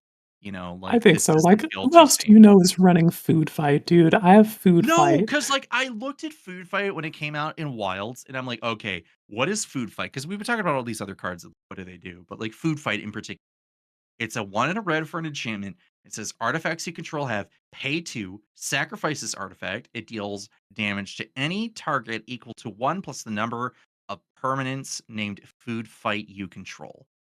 Mhm. You're not So I fucking can spend copying this fucking thing. I needed a sack outlet, and it gives all of my artifacts an ability that Yeah. Ashnod can fork. Yeah, exactly. So, I'm actually kind of oh no, because the artifacts get it and not the commander, right? So that's Yeah, why so I'm food fight spending 2, I'm sacrificing those artifacts, I'm dealing 2 damage 2 to a thing, and damage. Ashnod's forking that to do 2 more damage to a thing. Yeah. So food again, this is again that super niche like thing that like happens to fit in the niche concept that you come up with, backed up by all the quote unquote staples that you expect out of this deck. And like, I don't know, that's pretty fucking cool. That's pretty on I brand think too. it is pretty cool. I get to play Phantom Train in here. Ashnod will fork that ability for me, and Phantom Train is just an absolute beating, actually. This is Yeah. another way that I can cash in my stock portfolio at the end of the game and just like put a bunch of plus one counters on something, put a bunch of death triggers on the stack, and just crash in with a large trampler for the crash bash smash face for the gamers in chat. Phantom Train is still one of those cards where I'm sitting on a copy that's kind of like burning a hole in my pocket because I got it intentionally. I know it can fit in which particular deck. I don't know because it's foil and it's Oh, the fucking pretty foil too. and it's Flex on fucking them. sick. It's fucking Phantom Train. And say what you Mhm. will about Universes Beyond, but when a card fucking slaps, it fucking slaps, and you gotta fucking play it. You know? So I fucking love impactful rules text. you're like, oh, it's a vehicle. Well, I don't play vehicles, but if I just need to, like, This isn't a sacrifice vehicle deck, but I needed a sacrifice outlet, so that also happens to be a trample for that grows, a sack outlet that beats your ass. and It's perfect. you don't have suplex? Shame. I was not thinking about that. My removal package in general is pretty light on this Quinn, actually, 'cause I here's my criticism for you over the last few episodes of you showing deck. Now, I am Cole who plays troll decks. We know. Mhm, I know. mhm. But you could do with a little more instant speed interaction to save your I fucking life. I Hey, hate not tapping out on my why turn. would I do that? Why? Fucking play Curtains Call or something. I don't give a shit what you Ah. cast. Make it fucking work for the deck. But like every time, okay, Chad, I'm talking to you and to I guess to the listeners in the future, whoever's not checking in right now. I spy 25 creatures, 28 artifacts, 3 enchantments, and 4 sorceries. Where is the instant speed answer to save your life? It does not exist. No fucking room in the deck for it, my I'm guy. not asking you to put in Psych Rift into this fucking deck, but what I'm Of saying course is not, if it's you bracket 2, you can see that in the header. main Focus. deck Benji, thank you. Build a good Jalira deck. Fuck you, Brandon. You're not even You're right, You're Benji, I should main deck Ether Eyes, but then I have to hold open 4 mana, and I caps lock fucking but hate hold not on. tapping No, no, out. no, no, no, no, no, no, no, no, no, no, no. Time out, time out, time out. Quinn, you have a bunch of spell bombs and shit that you can activate at any time, so you have the open mana. Okay, sometimes I do be Sometimes holding up no. mana to activate a spell bomb, Some whatever. sometimes Maybe I you kept a wait. Nile spell bomb up to fucking burn somebody's graveyard and burn another gamer's graveyard in Yeah. response to them going for a reanimate, alright? I can do that. I just bro, let me tap out. I'm gonna play my Cryogen Relic and then main phase fucking pop the Cryogen Relic to tap something down and put a stun counter. Like, give me a fucking break. I believe in you. You're a smart Magic the Gathering player. You can hold up on mana. People are like, wait a minute, Quinn's playing a I know I Grixis deck. can, I just don't want No, to. and then I will always fucking get you because you have no mana. And then I tap down your creatures, and then you're really fucking God. That's why I play the insurance policies. It's Which not is always what good. is the insurance policy in this case? The well, in this case, it's weapons manufacturing, but, we spent that whole episode talking about insurance policies, and I do employ those in the decks. So if I get interacted with, it's ruinous, but, Anyway, everyone, always pack a Vandablast. Anyway. Yeah, Uh, pack of Vandal Blast, get fucking all of my artifacts before my weapons manufacturing shows up. alright. We got about less than 2 minutes before we have to wrap up this episode, and then we'll be spending the next half hour on stream doing a giveaway until, Commander games are happening for the rest of the night going into tomorrow. Um, Mhm. so where I normally say we're gonna be doing a regular outro where you say, "Hey, look us up on our socials." I don't have the thing for that. Um, you've been hanging out on MTG Lexicon, the Diary of EDH, where we're doing Here's Blade Vibe Check live. So thank everyone in the chat for coming through. Do you want another 10 minutes? Okay. Oh God, what did we talk about? The Um, giveaway is pretty quick if you wanna take another 10 minutes. Oh, well, okay. well, yeah. Alright, okay. Right now, right now, I think I've managed to get a bulk of my deck building ideas out of the way. Okay, because I have Unless Grixis villains. what do you mean you have do you already have the deck ready? Yes. Fuck. I'm not okay, dude. Oh, well, we already know that, but like, please tell us Yeah. more. Alright, Um, so there's that. okay, that's not on the list, but talk about it anyway, I guess. It's on the fucking list now, bitch. Fuck. All right. Alright, so, Grixis villains under Norman Osborn. He is a 1 in a blue legendary creature human scientist villain, 1/1 who can't be blocked, and whenever he deals combat damage to a player, he connives. You draw a card, then discard a card. If you discarded a non-land card, put a +1/+1 counter on this creature. You can also spend 1, a blue, a black, and a red to transform Norman Osborn, activate only as a sorcery. Alternatively, you can just fucking cast this guy, like from your hand or whatever from the command zone. He's got a casting cost in the top right corner here. It's Green Goblin, a legendary creature, goblin human villain, a 3/3 for a 1, a blue, a black, and a red. He's got flying and menace. He says spells you cast from your graveyard cost 2 less to cast, and goblin formula. Each non land card in your graveyard has mayhem. The mayhem cost is equal to its mana cost. You may cast a card from your graveyard for its mayhem cost if you discard it this turn. Timing rules still apply. Chat is like Um, roasting you. Chat is roasting me. But Wow. I'm not exempt. I'm in the splash zone. So, I'm currently taking a look at your Moxfield list here. Yes, I have I am literally seeing a every lot of villain that we have red seen so far. bordered illegal ass cards right now. Yes, these are red border illegal ass cards, and if you hang out with me, you will become intimately familiar with that site because I cannot stop touching new cards. It's true. You're eating from the trough every time. Every fucking time. All these gamers in the chat who are fucking talking about Gwenum, but Etria here, I'm the filthy player who's gonna play top in Fishbowl and it's 99. Bro, can we just Have you we met have a us? Bolus and Citadel in the command zone. Can we smoke mids for like a second and just cast spells off the top? No, we have to either storm. Okay. Great talk. Okay, good. All right. Anyway, construction of this here deck. I got every villain that we've seen so far. I got the cards from the scene box thing, Grasping Tentacles and Pumpkin Bombs. Yeah. The first of which is a sorcery for a blue, a black, and one, and target opponent mills 8 cards. You may put an artifact card from that player's graveyard onto the battlefield under your control. I cut a mana rock to play this card because I figured I would just steal somebody's mana rock or their gear hulk or something.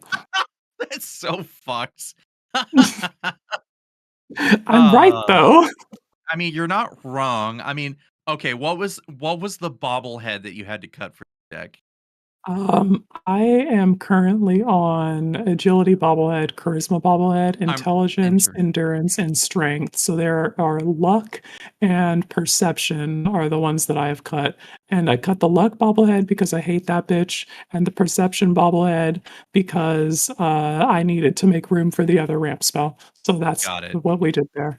Okay. I'm playing the Soulstone in this because I think that it's fine. It's extremely medium, and therefore I can play it in every deck. Pumpkin Bombs is another one from the scene box. I think this card's really fucking funny. It's a 1 and a red for an artifact. You tap it and discard 2 cards and draw 3 cards. Then put a fuse counter on this artifact. It deals damage to the number equal to the number of fuse counters on it to target opponent. They gain control of this artifact. Hot The potato. Brandon, yes. shut the fuck up. Other ramp spell? You mean mana drain? No, dude, I fucking hate that card. Hate that card. 0 out of 10. Do not interact. Get out of here. I'm a bracket 2 gamer. I'm not playing that unless it's like bracket 4 or People just 5. put like random cards in chat, and we were like, "No, get that thing out of here." Brother, I smoke mids. Don't come Uh, around here with that loud, okay? I'm trying to have a whole session, my guy. I'm not trying to take one hit and need to go sit down. Brandon's like, "Oh my god, I can finally like." You already live in my brain rent free, and now you're intruding on my podcast talking about fucking mana drain as ramp. Get the fuck out of here. Emo chicken out here with the fucking Worldfire did nothing wrong. I think you'll Nah, find the incorrect. Worldfire did plenty wrong, and that's why it spent all that time on the ban list. One time it showed up in a queue, but one time was the only time that fucking card needed to show up. Ugh. Anyway, I got some knives in the deck because of who I am as a gamer. So I've got Excalibur, Sword of Eden. I've Mhm. also got Super State because fuck you, the bad guy wins sometimes. What? Hold on a second. But that's Sonic the fucking Hedgehog on that card. Yes, indeed. And like we Uh, said, fuck you, the bad guy wins sometimes. yeah. Well, when your super villain is a 9/9 with flying first strike, trample, and haste, and when it deals combat damage, it deals that much damage to each other opponent. Yeah, Yeah. that's pretty fucked I'm up, trying to dude. fucking close the game. Once I've gotten the Green Goblin and he's got his +1/+1 counters because I've been conniving all game and my graveyard is Are you full, and I'm like, actually casting him for Norman Osborn though? I think so, genuinely. The unblockable is no joke, my guy. That means I can play cards that say Cypher on it. It means I can play knives.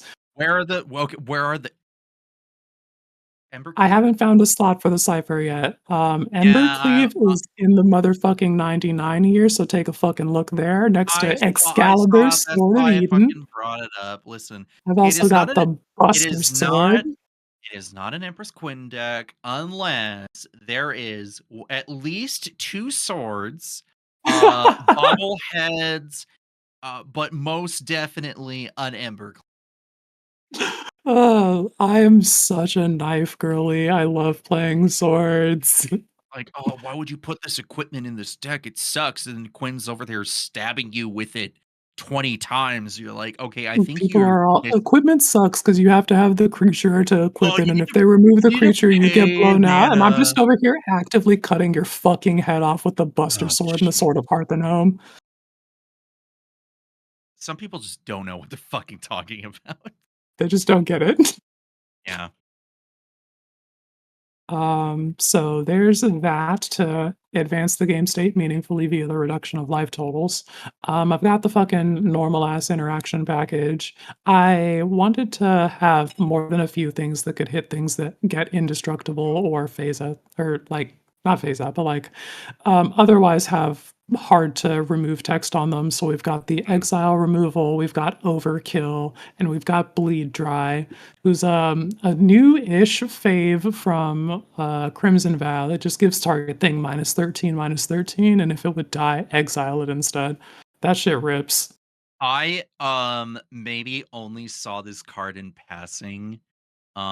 But Oh for yeah, a it's Gar extremely a card from limited. I don't think people play this yeah, in Commander. but like that being said, there are not many cards that are unconditionally give -13 until like, Overkill gives Yeah, I negative. want it fucking dead. I don't care if it's indestructible, and I want it removed from the fucking game entirely. Yeah. Ugh. So yeah, there's that. I've got the cool reanimate spell, Behold the Sinister Six. You return up to 6 target creature cards with different names from your graveyard to the battlefield. And it's a 6 and a black to cast it. So 7 mana, reanimate 6 guys. I think that's pretty fucking sweet. Pretty good. That card has my attention, I'm not gonna lie. Mhm. I don't think I talked about this up top, but I've got both Kefkas in here because I think the discard Kefka is a good complement to It's a the good connive villain. and mayhem. Yes, it is a good villain, but it's also a good complement to the connive and mayhem game plan. And then Kefka Dancing Mad is a good payoff for the discard that the other Kefka does, and the mill that some of these villains will have people do, or discard. Yeah, so just like mill and discard, I can pay off with a Kefka, and it burns them, which is meaningful to me. And yeah, we do have Gwenum Remorseless in here. She's not a villain, but she is Bolus's Citadel on an attack trigger. So people in chat were like, "Oh god, please talk about Gwenum." I don't fucking know. It's a card? Like I'm only gonna put this in the 99. This is not the kind of legend that I want in the command it's zone, but it's other people too can it's enjoy too that. loud otherwise, yeah. Yeah, it's too loud in the command zone. In the 99, you can actively like cut Bolus's Citadel and play an air quotes worst card. Like it's still Bolus's Citadel, but you have to get through an attack step, and I think that means something. Especially now that removal is so good. People can just fucking kill that. Just oh, not even countering on the stack. You're like, "Cool. It's time to go to dead.